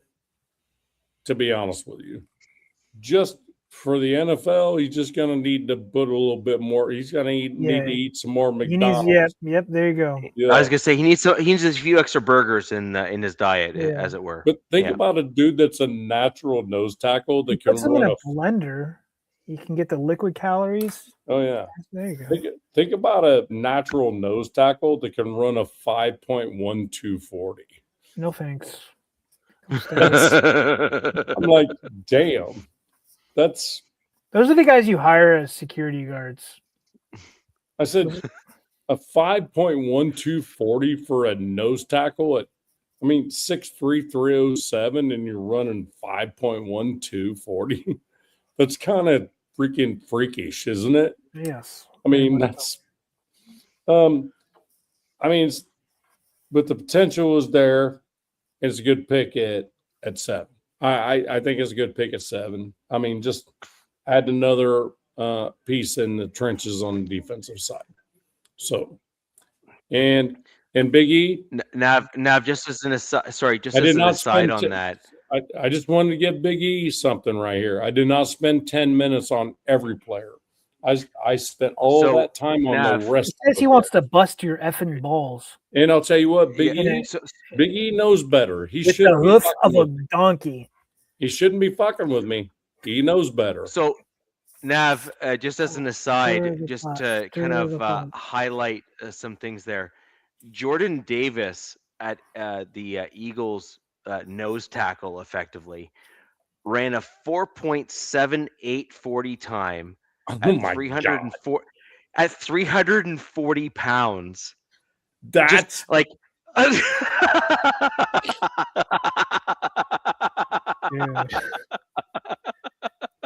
just like I sorry, you mentioned like a natural nose tackle. Just like Jordan Davis is like definitionally a freak. Wasn't he the one that was jumping out of the pool, standing still? Yes, was that him? That was him. Yeah, that was him. He was inside the pool, and they're doing videos, and he's just jumping out of the pool. That's crazier than hell. Psycho. So that's batshit crazy. He is 6'6", 340 pounds, jumped out of the pool and ran a 4.78 as his 40 time. That's great. That was your guys' last pick. No. Nav? No. I sorry. Nav said his guy ran like a 5.1 something. No. But I just wanted to give an I just want to give an example of like perspective that there's somebody that does better than that. No, like blowing your mind better. Like that's insane. 340 pounds. 5.12 was freaking highly impressive. Holy shit. No, but like Jordan Davis is widely revered as one of the elite athletes at the NFL level for his size. Like it's just a fact. So I simply wanted to give everyone context in terms of where a dude who's only 30 pounds lighter, but he's still doing quite well. Nav, my favorite picks for you guys is Zune and the running back Washington. Yeah. Those are by far my two favorite picks for the Raiders. I think they were steals. I don't give a shit that if Mike runs up and down. Mendoza was a given. That was happening. Right, I don't even count that. But Mike Washington and dude, if you guys can have freaking JPJ and homeboy that you guys paid more Linderbaum, and then Zune. Oh God! Oh my God! And then they have Tossie, or Grant, or Rogers, or Glaze. Get Glaze and Colton Miller. Grant. Offensive line's okay. You got Tossie as well. Well, we'll see how that develops. I think Grant takes Glaze's spot. God, I think Grant will take Glaze's spot. Yeah, Glaze. Grant, you look at his Grant stats last better. year; he was horrible. Grant got better last year. Your interior O line is going to be effing nasty. That's going to be nasty interior offensive line. Yeah. JPJ and Linderbaum are both nasty players to begin with. Yeah. And them side by side, it's going to be even worse. Dude, Genty plus this guy. Oh, God. Yeah. Mike Washington, split back. That's just stupid. I'm getting freaking Gruden 2001, 2 vibes right now, and it's pissing me off.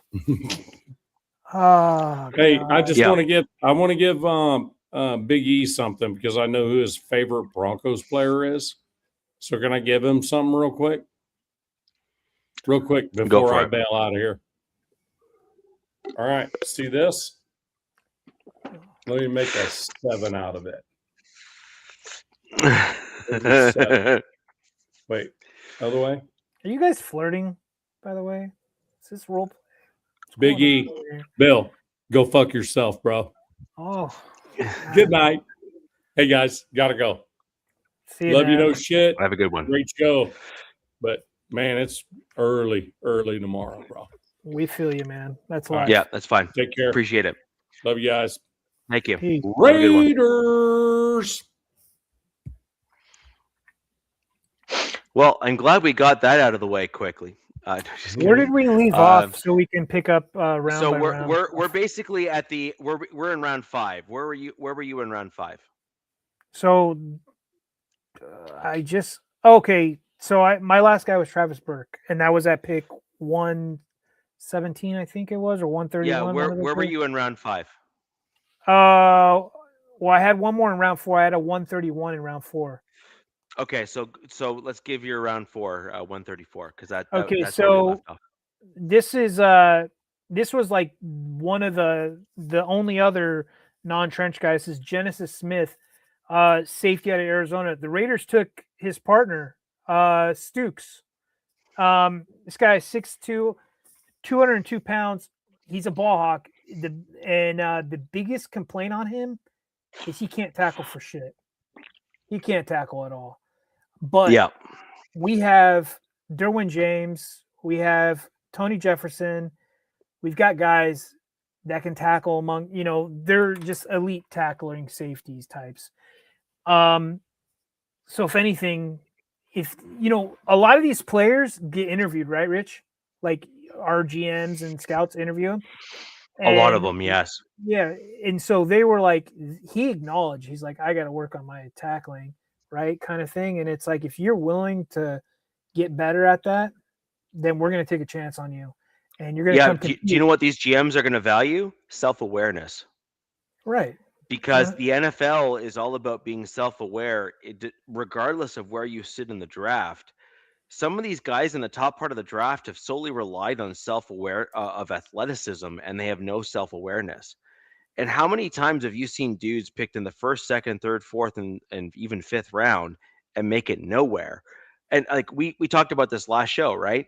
The Broncos have had how many UDFAs that have like gone on to be like all pro, like a ton, like a truckload, right? Well, those guys have all worked their asses off to get to where they are. So just go over. We'll just do this quick. Yep. I think out of all the players, he was actually just a 3-year player. So good for him. Let's see. He out of safeties, he ranks second in athleticism, so that's good. So he's extremely athletic. He looks like hometown boy. I didn't get a 40-yard dash off him or anything. He might have done it at his pro day. I'm not seeing it on the NFL thing. But I'll go off his last year. He was third team All Big 12 Conference. Named to the All-State Good Works team. I don't know what that means. Started 12 games, 77 tackles, 3 tackles for loss, interception, 8 PBUs, 2 forced fumbles. What I'm getting at is he's a traits guy. They like his traits. They're like, okay, we can buy into this. We can work with this. We got the guys. And the thing is, we have another young safety that we drafted last year, RJ Mickens. Tony Jefferson is only on a 1-year deal. Derwin James is looking for an extension. So you got to inject some youth in the safety room. And when we get to UDFAs, there's more that they grab. This is going to be the hardest room to make it on the Chargers, the safety room. Out of every position, the safety room is going to be the most competitive. That's my belief. Yeah. But all right, so that was that. And that was 131. So it's probably on to you. Next pick for my Denver Broncos is pick 152. I'm out of numbers here, so rock and roll. What hang on. Dude, I'm in front of you again. You want me to go? I'm gonna go real quick. Yeah, go for it. Yep. So round 5, 145, Nick Barrett, defensive tackle out of South Carolina. We lost Deshaun Hand in free agency, so we need another guy to get in there. He led South Carolina with 47 tackles, 6 tackles for loss, 2 sacks in 2025. His 14 run stops are tied for 14 most. So yeah, pretty decent get at, in round 5, 6'2", 312 pounds. So kind of that lighter D tackle. He's more of a run stuffer. Now this is what's kind of outside of Justin Igboigbe, who we've got, we don't really have a pass rushing D tackle. This is another like, hey, you're not going to run on me. Now, there's a lot of people with Nick Barrett. I know we're rushing through stuff. I have a lot of bookmarks on X from guys talking about Nick Barrett. Like, there's people who are genuinely like, oh, wow, Nick Barrett, like, they're sickos into his film. I haven't looked that far into him. But what he is to me, Rich, is like, hey, it's fourth quarter. Put Nick Barrett in there, and let's get this game over with. And because he's not going to let a team run on you. But I'm guessing is Jamari Caldwell, our third round pick from last year, is that he's going to be more of a pass rushing guy this year because of just some of the moves that we've worked out with the addition of Dalvin Tomlinson. But yeah, that was our pick, and I was just whatever about it. I'm going to trust the scouts on this one, and I have to dig into them more, to be honest with you. So that's it. Yeah. So moving on to round 5, pick 152, Justin Jolie, which is an NC State tight end. He's a guy that genuinely fits the Broncos offense, but he is one of my least favorite picks in this draft for my Denver Broncos. Justin Jolie? Yes. How did you pronounce his name? Jolie, whatever. Like, I've heard both pronunciations.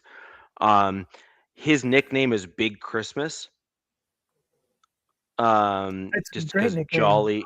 It's a brilliant nickname. Yeah, it's a fantastic nickname. Now, my issue with Justin is that he is deemed as a move tight end. He's deemed as a guy who's kind of like an Evan Ingram, esque tight end. Yeah. I have an issue with that because my Denver Broncos don't necessarily like the move tight ends. They've never excelled in the Broncos offense under Sean Payton, in truth. The Sean Payton tight ends that have always done well are the guys that are more akin. I'm going to give a Broncos country here a little bit of a way back playback. Think of Joel Dreesen, one of my favorite Broncos tight ends. Dreesen is ringing a bell. Yeah. He's a dude that under with Peyton Manning had one hell of a career with the Denver Broncos. He came from the Texans. He's a primary inline blocker, reminds me a lot of Adam Troutman, but had some really good, like, sure-handed catching of the football.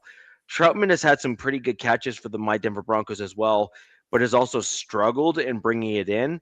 Whereas Dreesen never had a problem with holding on to the ball. It was just a problem with making sure he stayed open and caught the ball, right? Like, as a combination of the two. But once the ball was thrown in Dreesen's way, he almost always caught it and never dropped it.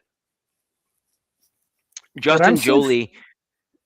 What I'm seeing from Jolie is something that I thought you would have liked, is that he's a contested catch, high receiving threat kind of tight end. That is his only redeeming quality, is contested catch. The problem that I have with Justin Jolie is that he's never been an inline blocking guy. No.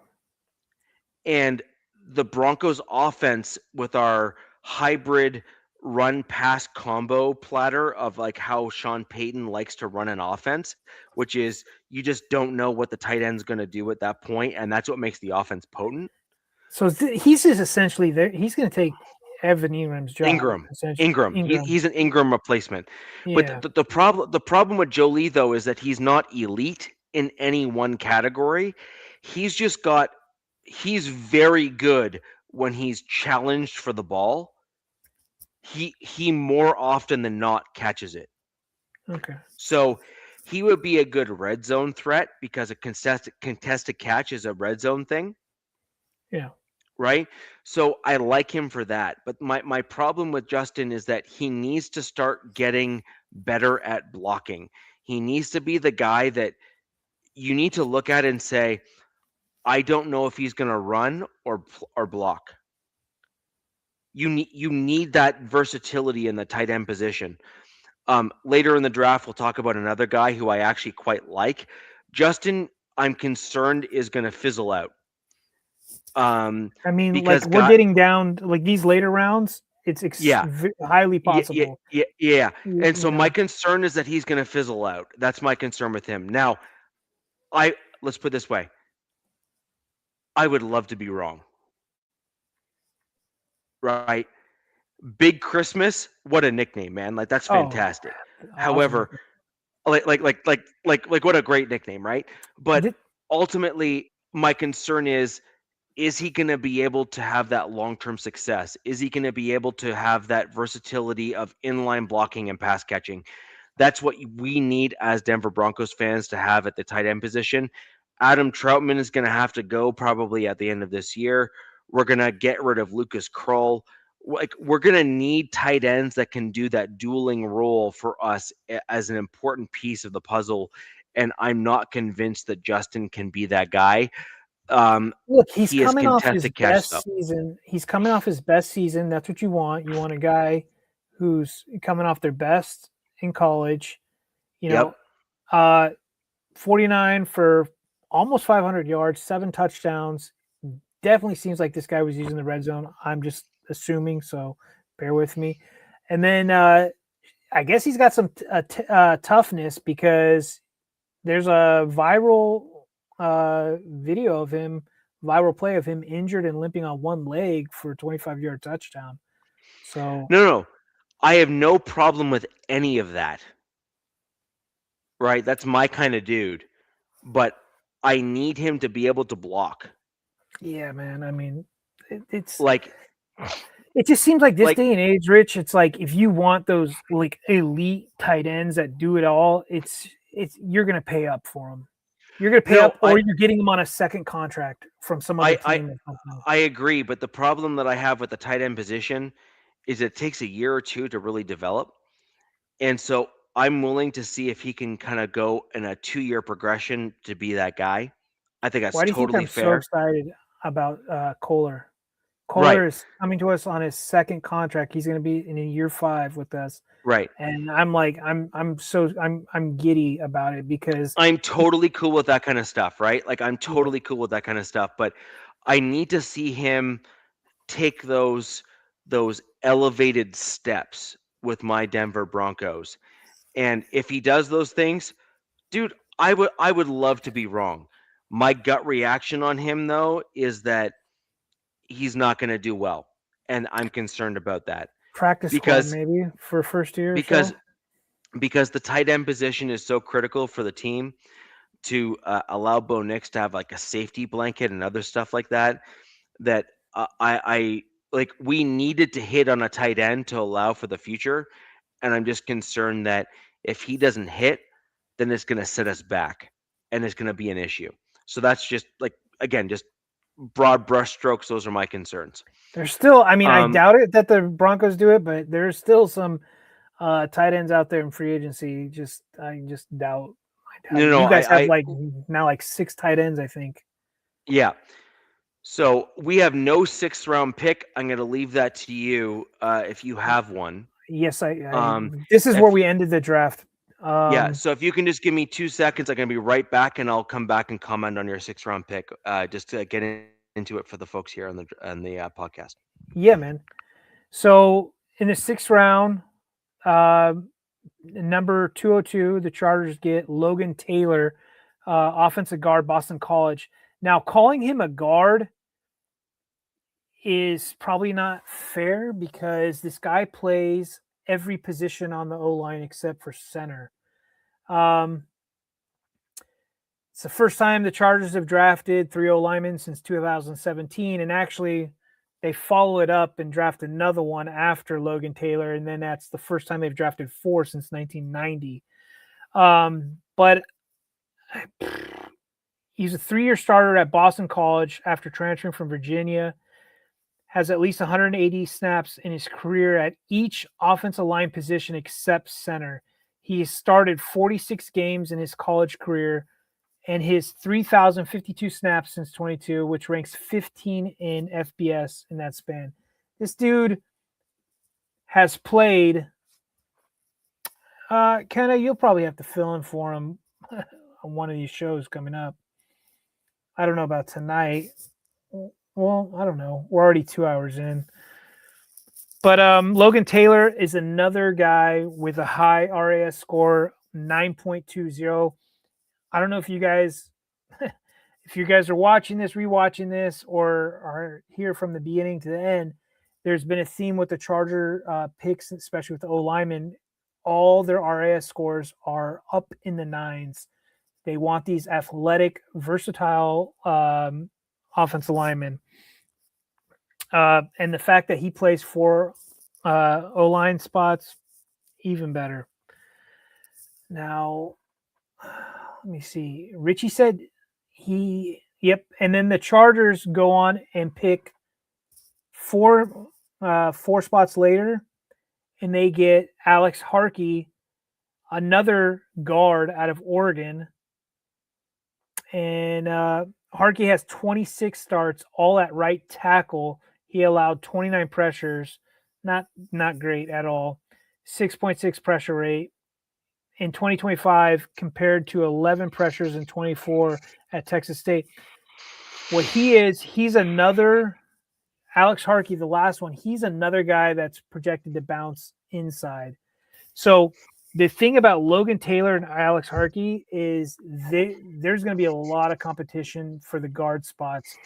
But kind of like what Richie said about Christmas or Jolly is, yeah, one or two of these guys could fizzle out. Right now, there's 11 guys in the offensive line room for the Chargers, and there's a lot of competition, especially at the guard spot. I mean, you have Penning, Awashika, Slaughter, you have Cole Strange, you have Ben Cleveland, you have now Logan Taylor and Alex Harkey. And out of all the positions, especially in free agency, I'm still kind of hoping, and I know it's like, like don't get greedy, but I'm still hoping they pick up a vet guard in free agency or a vet cornerback.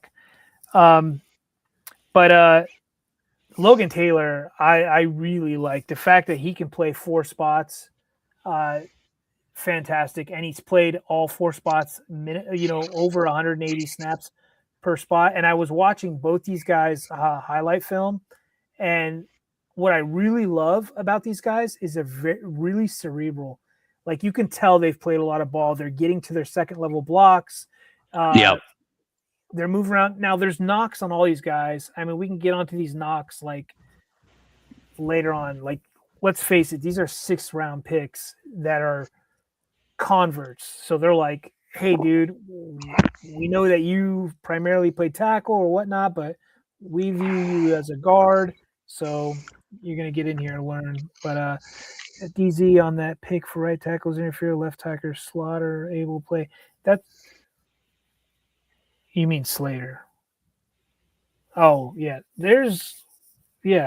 nobody knows, but everything on the Slater front seems to be good. But that can just be all smoke and mirrors and propaganda right now because they don't want the fan base actually trying to kill each other right now. But man, I was really happy with this draft from my Chargers. The fact that 6 of these 8 picks were trench players, and the fact that you started with 5 picks and traded back and got to 8. get, I think it was 9 picks, but we traded up to get Travis Burke, so we ended up with 8 prospects.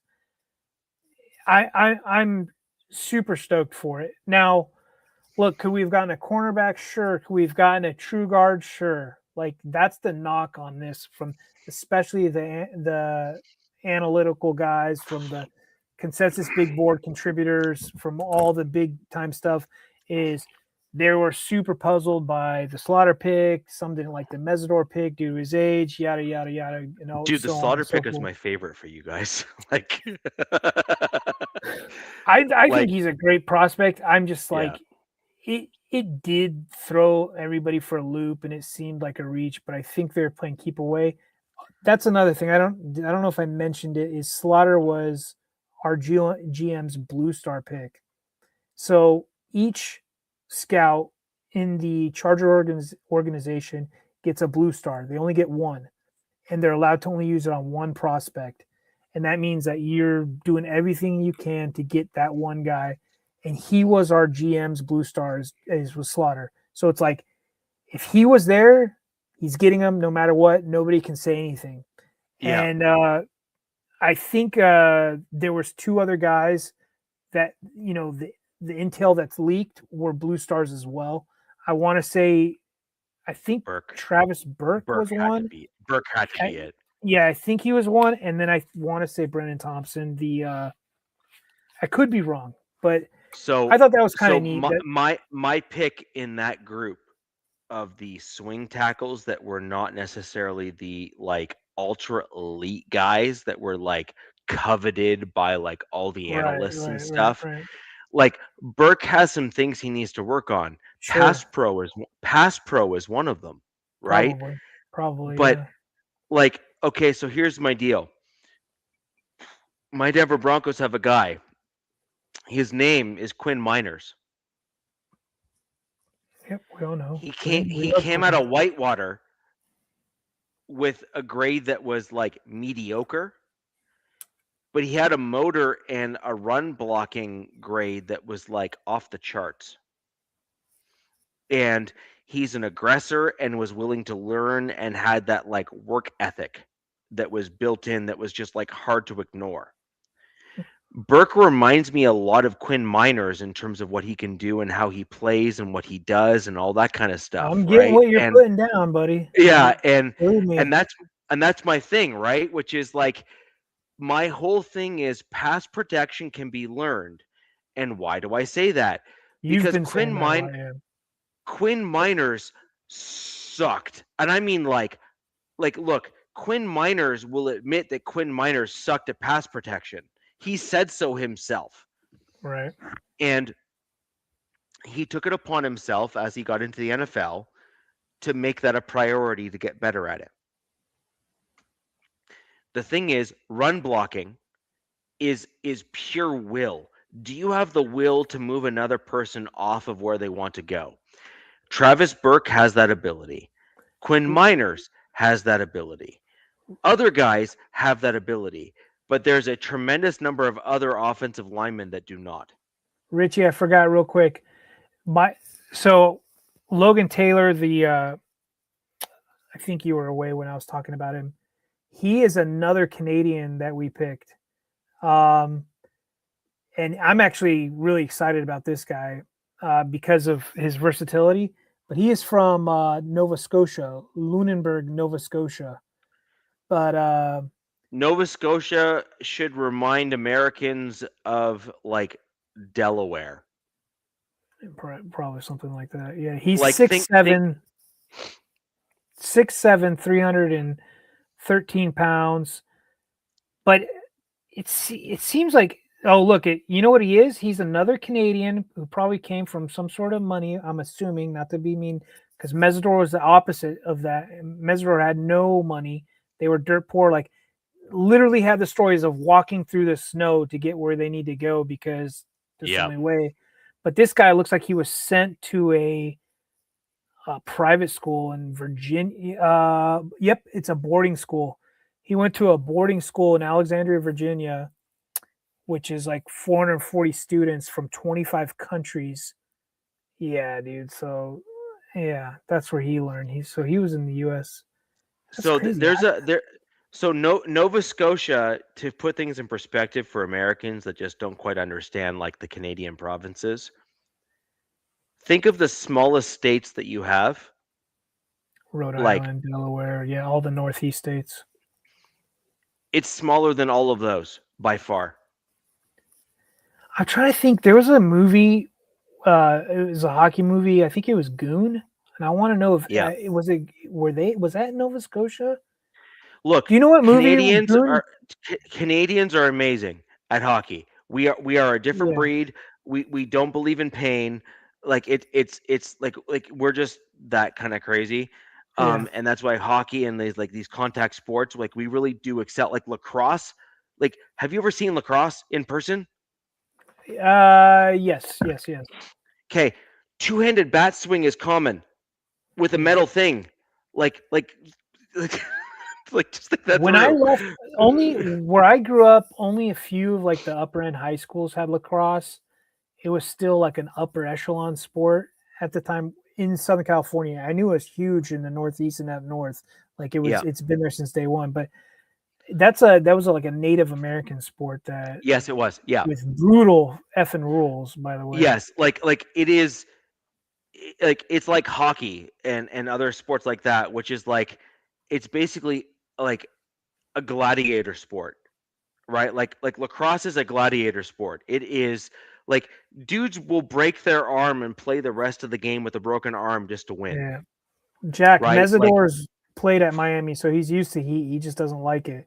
But you yeah. might be onto something with Logan Taylor because Boston College is not as hot. No, and Nova Scotia, just for the Americans that don't quite fully It's understand, an island, right? It's a freaking island, right? it's an island. It is small and it is cold, like Yeah. cold. Um, they get wicked snowstorms, ice storms, and other things alike because of the ocean wind and stuff off of there. It is wicked. The only area that is worse than like the East Coast. I live in a snow belt, so I just got a truckload of snow. But if you go to the central part of Canada, it's basically like the farming capital of Canada where like all the farmers live. So like you get dudes that are there that are just like farm strong. Like the dudes like they're in the middle part of the US, like the Yep. Ohio's and place like that. Our Midwest boys. Like, yeah, we usually it's Iowa. Like that's like anytime you see anybody from like Iowa like prospects in the draft, like I always get excited to try to get one of their O linemen or something. Who I think so we get dudes from Saskatchewan, right. in Canada. We get dudes from like Manitoba, like Winnipeg and stuff like that. And to put things in perspective for Americans that Just don't like quite super blue understand. collar, like No. Like you don't understand. Like what's the intersection in Fahrenheit? I want to get the right temperatures because you guys need to like fully understand just how like insane it is there. Minus 50 Celsius Fahrenheit. It is minus 58 Fahrenheit on the regular in Winnipeg in the winter. No. I mean, Hold on. I'm gonna repeat. I'm gonna repeat that for the Americans because so there's you a go bunch into of an you that watch the ice show. rink just to stay warm because you just get out of the Yeah, elements. yeah. No, minus 58 Fahrenheit Yeah, no, is a that's common dangerous. temperature in the Canadian winters up there. Okay, Dude, you know what you have 58. to do. You know that your trucks have to run 24/7. They have to have anti-gelling in all their fuel. Like it's a pain in the ass to do anything Yeah. that cold. So I'm just trying to like set the tone for like the toughness that is built into some of these players that are coming from up there, and the reason like minus 58 Fahrenheit is a common temperature in Canadian winters in that middle section of Canada. Dude, no. Yeah, no. Yeah. So I want to kind of set the tone just so everyone kind of is aware. So anyways, that's that section there. Now the East Coast gets like ice and other things like that. So again, you're going to get a really tough, like hard-nosed style football player because that's what we're used to up here. And from Nova Scotia and from Ottawa. Ottawa is a very cold area as well. So again, you're going to be dealing with a different type I of want to player. find out why this guy was sent to a boarding school. Nova Scotia has some old money that exists in that province, and if he's in that group, that's not surprising to me whatsoever. Well, it's like he grew up playing soccer, which is the opposite of hockey. Let's be honest, people. And then was convinced to try out football by a friend of the coach. He played for a youth team, the South Shore Seahawks, based in Bridgewater. Scored the first touchdown in program history despite being a defensive lineman. and then he participated for Team Nova Scotia and won at the 2017 Under 16 Eastern Challenge. I don't know what this garbage stuff is, but this kid is he was a 4-star prospect, one of the top 25. So what that means is that he was a freak. Yeah, it sounds like he's got something going. I need to dig into him. And then that's not to take any attention away from Alex Harkey from Oregon too. That's a Texas boy though. Now to put things in perspective, when you look at Canada, just like as a whole, Dude, across the country. Yeah. The East Coast is primarily made out of very small people. So the East Coast is primarily made out of Irish background, which are not necessarily known for their height and size. They're just known for toughness. So the fact that this dude was like 6'7" from the East Coast, he would have been a freak. Yeah, 6'7". Yeah, for him. Yeah, I'm looking at the other guy freak. competing. I'm like trying to make sure Slaughter's not from freaking Canada too. I'm like, no, he's a Florida boy and stay in Florida. So that's crazy. And then he's going out to LA. I'm sure his parents are thrilled. Just kidding. So that's the end of your draft, right? Round 6. Yeah, man. Sorry, dude. I'm gonna start going down a rabbit hole. I'm gonna find out why Logan Taylor went to a freaking boarding school, man. Unless like that was like to get him to do football, but maybe it is old money or something. But we'll find out. Yeah. He says you could go right to the dollar store and get Percocets and lower tabs like we. Oh wow. Same in Mexico, Biggie. Yeah. So I'm going to just blast through our 7th round picks because we had no 6th round. We traded up in the 6th to get the 5th round pick. So what? That just happened? Did we just miss breaking news or is this guy trolling? I have no idea.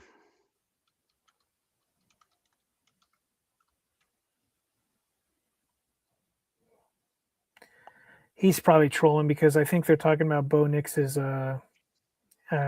surgery scope. Yeah, that's not what I heard. There's been some talks about the Drew Sanders on the Denver Broncos getting cut. I've heard that. Drew Sanders is headline on Yahoo Sports. Shador Sanders? There's other Sanders.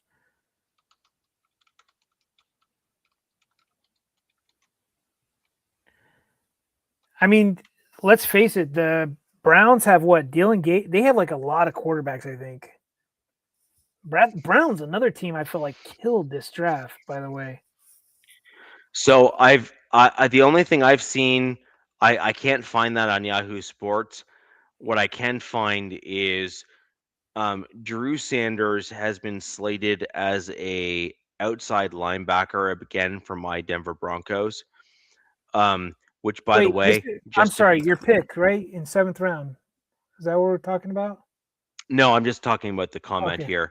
Okay. Sanders for the Denver Broncos is Drew Sanders, who's a linebacker, and he was converted from an inside linebacker to an outside linebacker again, which, just for the record, basically means that the Denver Broncos are probably going to just straight out cut him because we have better outside linebackers than him, including an undrafted free agent by the name of Johnny Walker, who I expect is going to absolutely kill it for the Broncos because he was a coveted pick. Black.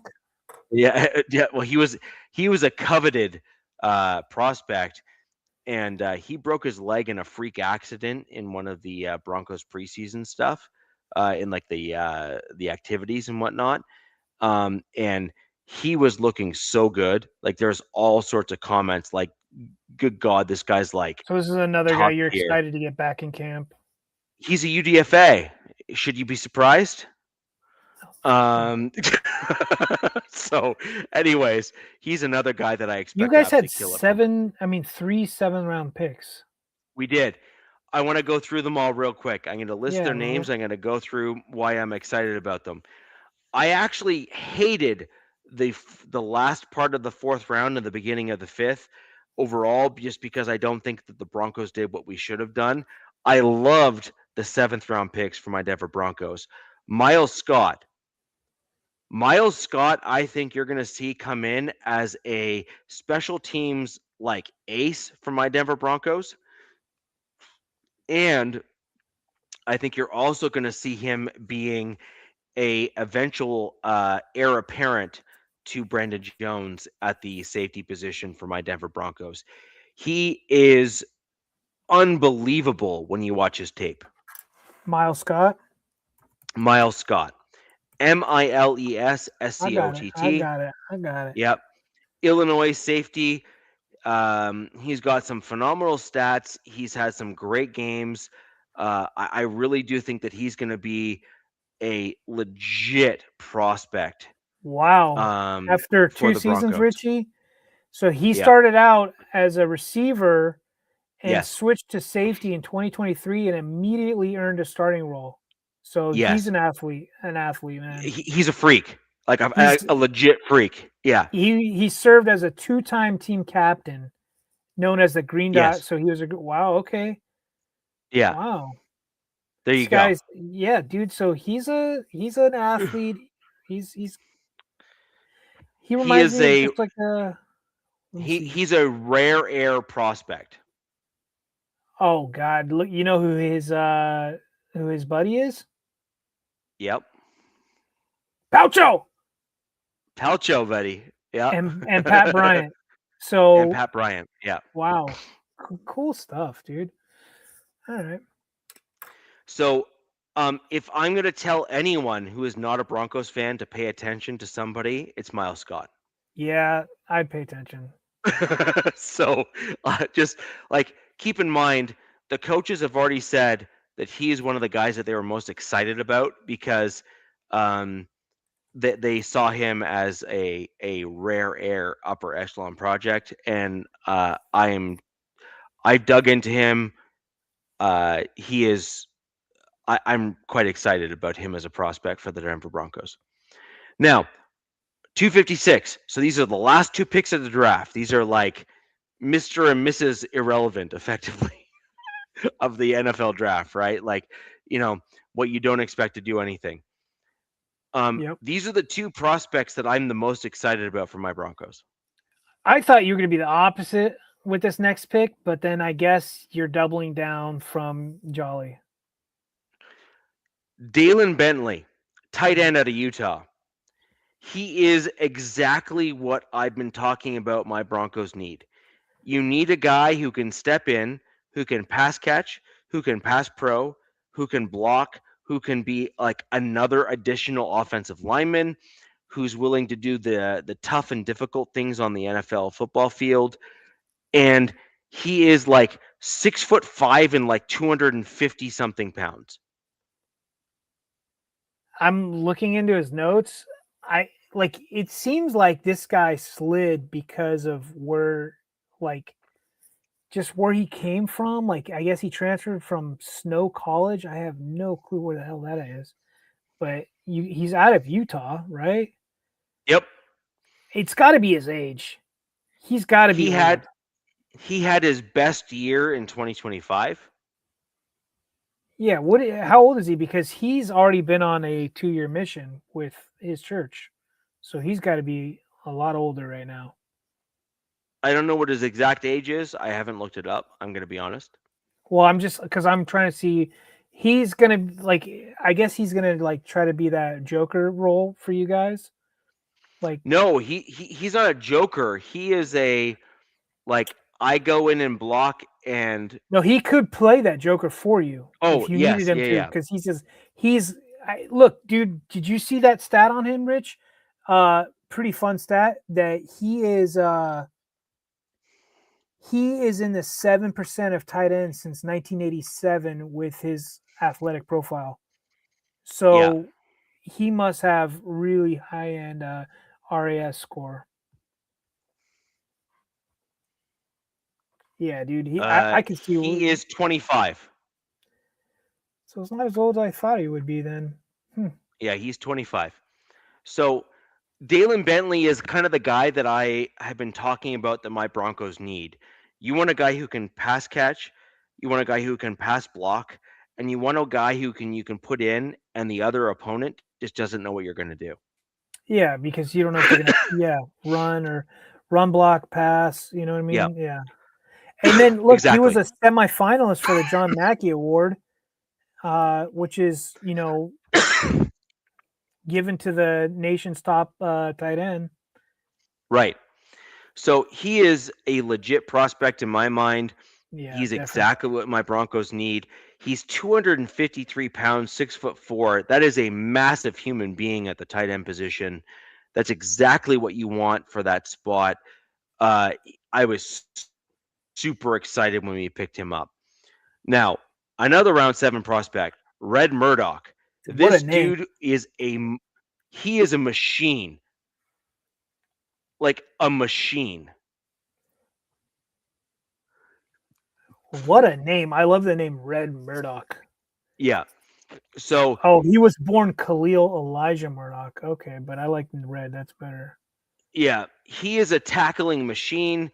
He is all over the field. He is a legit prospect. I actually expect Red Murdoch to start pushing. Dude, I'm listening to you, Richie. I'm reading stuff on this guy, but what a pick for Mr. Irrelevant here. Yes. So, look, my Denver Broncos have had a superpower for decades. Literally decades. We have always been able to get guys in either the super late rounds or UDFAs who are like legitimate all pros. Like, and I don't mean just like, hey, they did well. I mean like they are legit all pros. And I see Red Murdoch as being one of those other guys. And this is like, there's a few other Broncos fans that we're going to talk about the UDFAs next week's show. There's a few other analysts for the Denver Broncos that are super excited for a UDFA guy that the Broncos picked up that I'm not going to name. Right. Red Murdoch to me is the guy that I'm more excited about. I think that he has a Jordan Turner type role for the Denver Broncos where he's just going to be a stud from day one. Dude. Yeah. Look, Rich, he's a record holder. Yes. And he came out of the University of Buffalo, Khalil Mack's alma mater.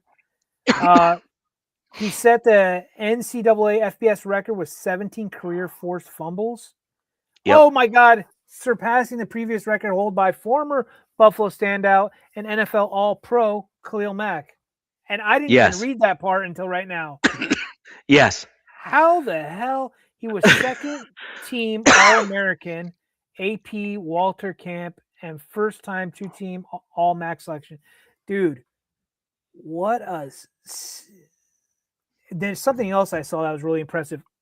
Graduated from Buffalo, magna cum laude, with a degree in psychology, and founded a K-12 tutoring program called Virginia Homework Helpers.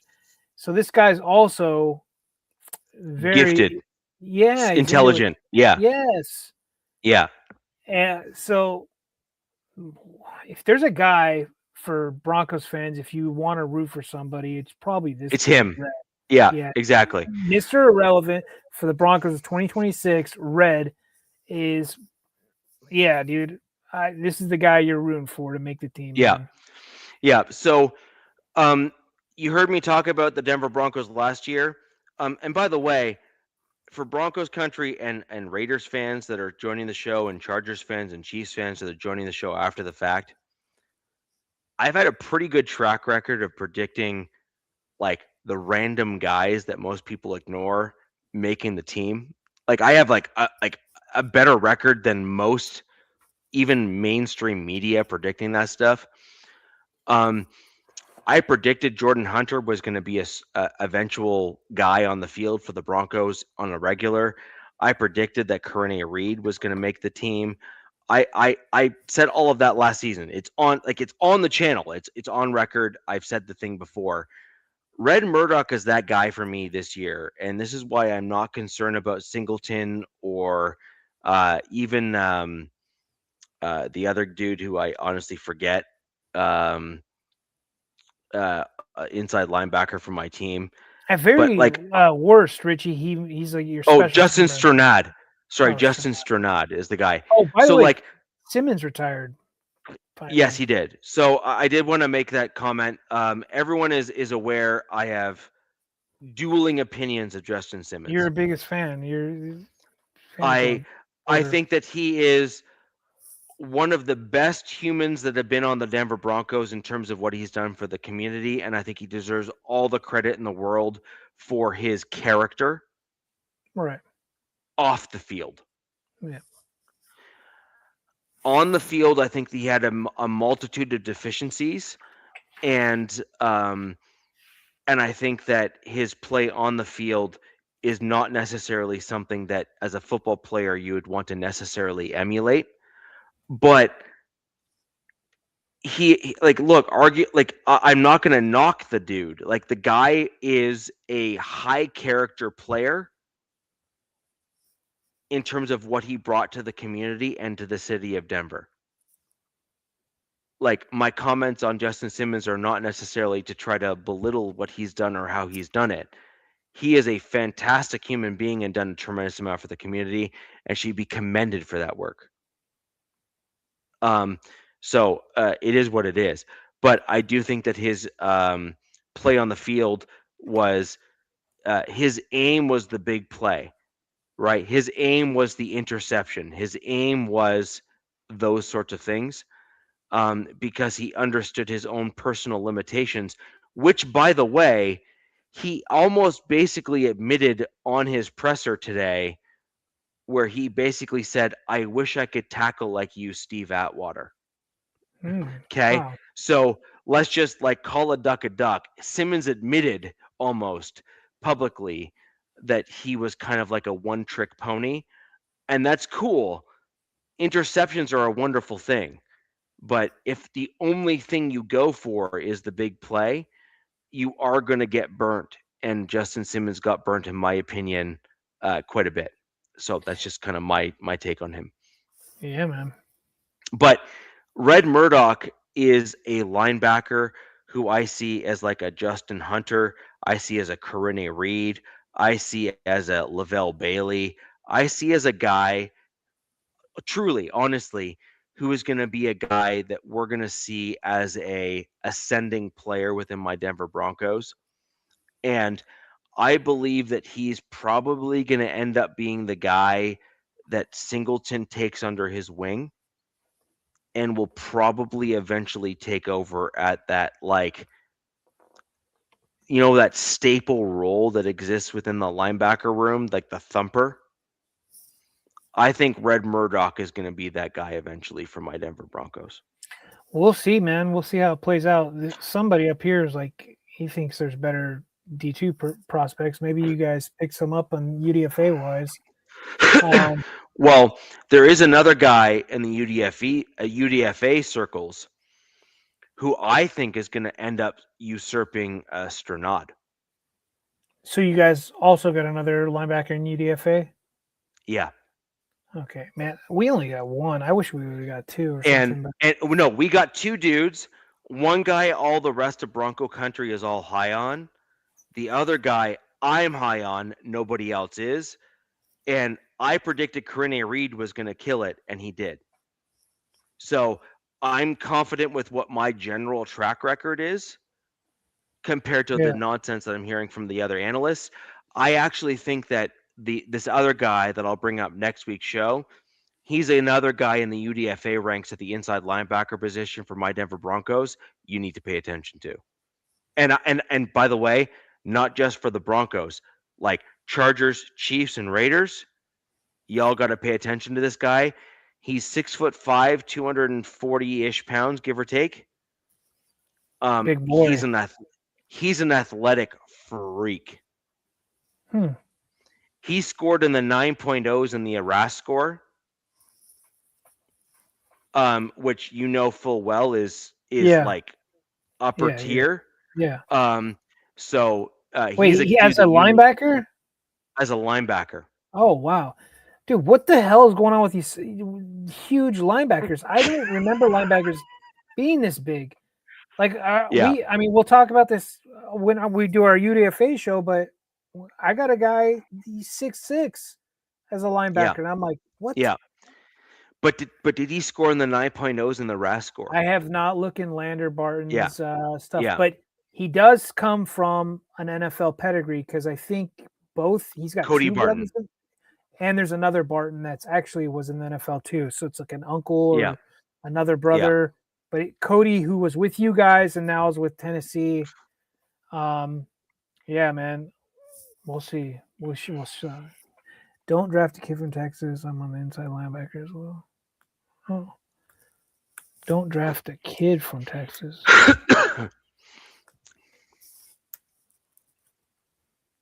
Yeah, UDFA is going to be fun to look at. And I'm sure with all our prospects that we talked about, including the Raiders with Nav, like more and more things are going to come out. I think rookie mini camp's going to be sooner than later.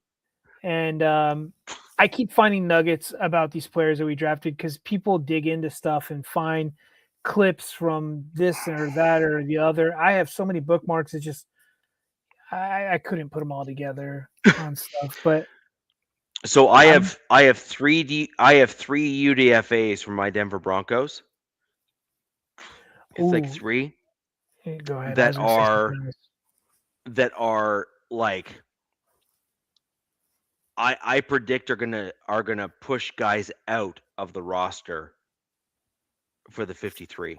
I mean, your guys' roster is already pretty stacked, so to do that's going to be pretty impressive. If not, if anything, your guys' team just has, it's like it's a good problem to have, and it's going to be some tough decisions because I agree.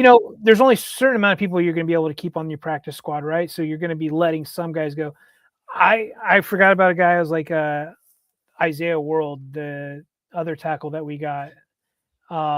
Who's looking like UDFA. Which I think what people are predicting is that he's so highly regarded already that they're going to probably put that tag on him where it's like some sort of like season-ending IR right from the start for him because he had that ACL tear in January, I think. And it's going to be like a redshirt year, but on IR, and they'll just bring him back next year. And the Chargers did that with a guy. He's too good of a player. He's too good of a player. That's what I'm hearing. And we did that with a player last year in Eric Rodgers. He had like 3 interceptions in one preseason game, and they're like, and then he got hurt at the end. And they're like, we've seen enough. We're keeping you around. And like, I'm super excited in camp to see this kid, to see how he bounces back. But yeah. So that's basically where my Denver Broncos are. We finished off all the draft picks. We've ran out of time to go into the Chiefs, but we're going to try and cover that off next week's show. I wish Nav was here to talk about these because real quick, what he just said, Hemby, the running back, and their kicker, like what the Raiders picked up, like holy crap. Hemby at the running back, another running back, like if very least special teams, but the kicker, he's like, I don't know if he's Japanese or he's Hawaiian, but he came from he's Hawaii. Japanese. He's Japanese. But that nickname, Tokyo Toe, like, I'm trying to think. You did the Christmas with Jolly. Like, I'm like, I don't know if there's any cooler effing freaking nickname right now than Tokyo Toe right now. Like, so he is Japanese. Yeah, he's Japanese. That's pretty cool. That's pretty cool. Yeah, I mean, it's a very disciplined culture, which is great. The question though is the strength side of it. Sure. I mean, yeah. Which I think is legitimate. Like you can have all the technique in the world, but at some point there's a sliding scale just in terms of overall musculature that matters. Kicker though, Richie, our kicker, Cameron Dicker, he's nothing special physically, and the kid's got an leg. So. Yeah, but the thing though is that when you're dealing with certain dudes, like think of Janikowski, right? Like Sebastian. He was just a freak though. No, but the thing is that you got dudes like that come from that Eastern European lineage, and you got guys that are coming from, the Britannia. Like I'm just going back on like old school lineages. So you have like the Viking culture that is like very legitimately large in musculature. So that's like the the Hollands, the Norway, Sweden, Biggie had etc. a Those stroke on his last comment. like those dudes. No, but my point is that the guys from like the Viking culture are just like very large and strong. Yeah, You also have the Eastern Europeans, like from in the the Caucasus Russian, Mountains like like the region. Russians and the Ukrainians that are also, they have a few guys that are from certain regions that are just like incredibly large. And then you also have a few kind of rare air, kind of collective groups of folks that are from the what we deem the West, that are also just like in like a freak size combination, size and strength, from a lineage perspective. Oh, And that's an important piece to mention at as the well. end, I'm gonna go over the Chiefs class real quick. We're just No, gonna name them. I want to cover that off next show. Let's cover that Really? off next show. You don't want to? Yeah, Okay. yeah, yeah. Let's Well, cover that off next show. I feel like they killed it, but I know you don't think so. I agree. It's just we're running at 2 hours 45 Way too minutes. I late. just want to, yeah, way too late. So we're gonna cover off the Chiefs. We're gonna absolutely go over that next show. That's something we need to go over because they are the fourth team in the division, and it's important that we do give them their dues because their GM really, he's a different beast, man. That dude's Right. talented. Right, So we're going to leave it there for today's show. I think that was a great kind of all-encompassing for the three of us, three of our teams here, kind of going over that kind of stuff. Next week's show, we are going to delve into the Chiefs draft picks, and we're also going to delve into the UDFAs for each of our teams because by the way, Richie, did you like know that UDFAs? It's like it's kind of weird with their contracts. Like, if you're like a popular UDFA, you can like choose a team. Like, how much are you offering me? How much are you giving me? Is this all guaranteed kind of thing? And which I wasn't really hip to per se. oh, I knew that for sure. Yeah. Like, I didn't know that like as much as like this year because there was one UDFA that my team picked up, which all of the money is guaranteed, like all of it. They're like, yep, here you go, and it's like you're thinking like, does that mean that he's guaranteed a spot? Like, what the hell's going on here? Like, kind of thing. But then we also No, think the kicker is multi-billion-dollar. here is that your team is going to value certain positions more than others, and you want to try to make sure that you get a guy that you think is going to be able to help your team long term. Yeah. And the UDFA class, this is where it's getting really interesting, right? Which is in terms of how the league is working, which is UDFAs have two main criteria.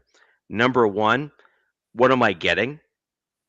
Right? So that's what you're talking about, DZ, which is, am I getting a bunch of guarantees, blah, blah, blah, et cetera, et cetera? That's number one. And then number two, where the real money comes from the UDFAs is, do I have a legitimate shot at making the roster? Like, do I actually have a shot at making the roster? Because the UDFA money is great, but if I can make the 53-man roster, I get game checks. I get other money that is beneficial to me. And so I could have a team that's offering me guaranteed money that's like 20 grand, but if I think I have a better chance at making the roster on another team, I'll take the flyer at going to the other These team because I kids can make more money. so these kids that sit on like the practice squad and don't get called up all year, they're like eating at the facility or they're very frugal with their money or something because especially if you live in LA, if you play for the Rams or the Chargers, it's not cheap out there. Like, you're only on this much money, right? No game checks. Like, it's not easy. Well, you're still making six figures overall, generally speaking. Yeah, you got taxes, but yeah.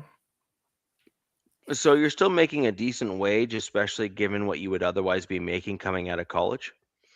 But yeah, you're not wrong. Like it's a dog you eat just dog said world. So. something. You just said something, Richie. I think that's why we're seeing a lot of these like later round prospects. They're getting older and older. It's because they're staying in college because they're making more money. I feel like transferring schools while you're getting these 5-year guys, and I don't know, that's could go on another show. We're already like way too late. But anyways, that's where we're at with this year. I think it's an interesting concept, interesting. There's a bunch of other elements involved in that, but overall, I think we've covered like the breadth of the draft. We've gone all over the draft picks. We've talked about all the guys that are on our team. UDFAs are one of my personal things that it is the thing that I love the most about this time of year. Yeah. Okay. And I'm right there.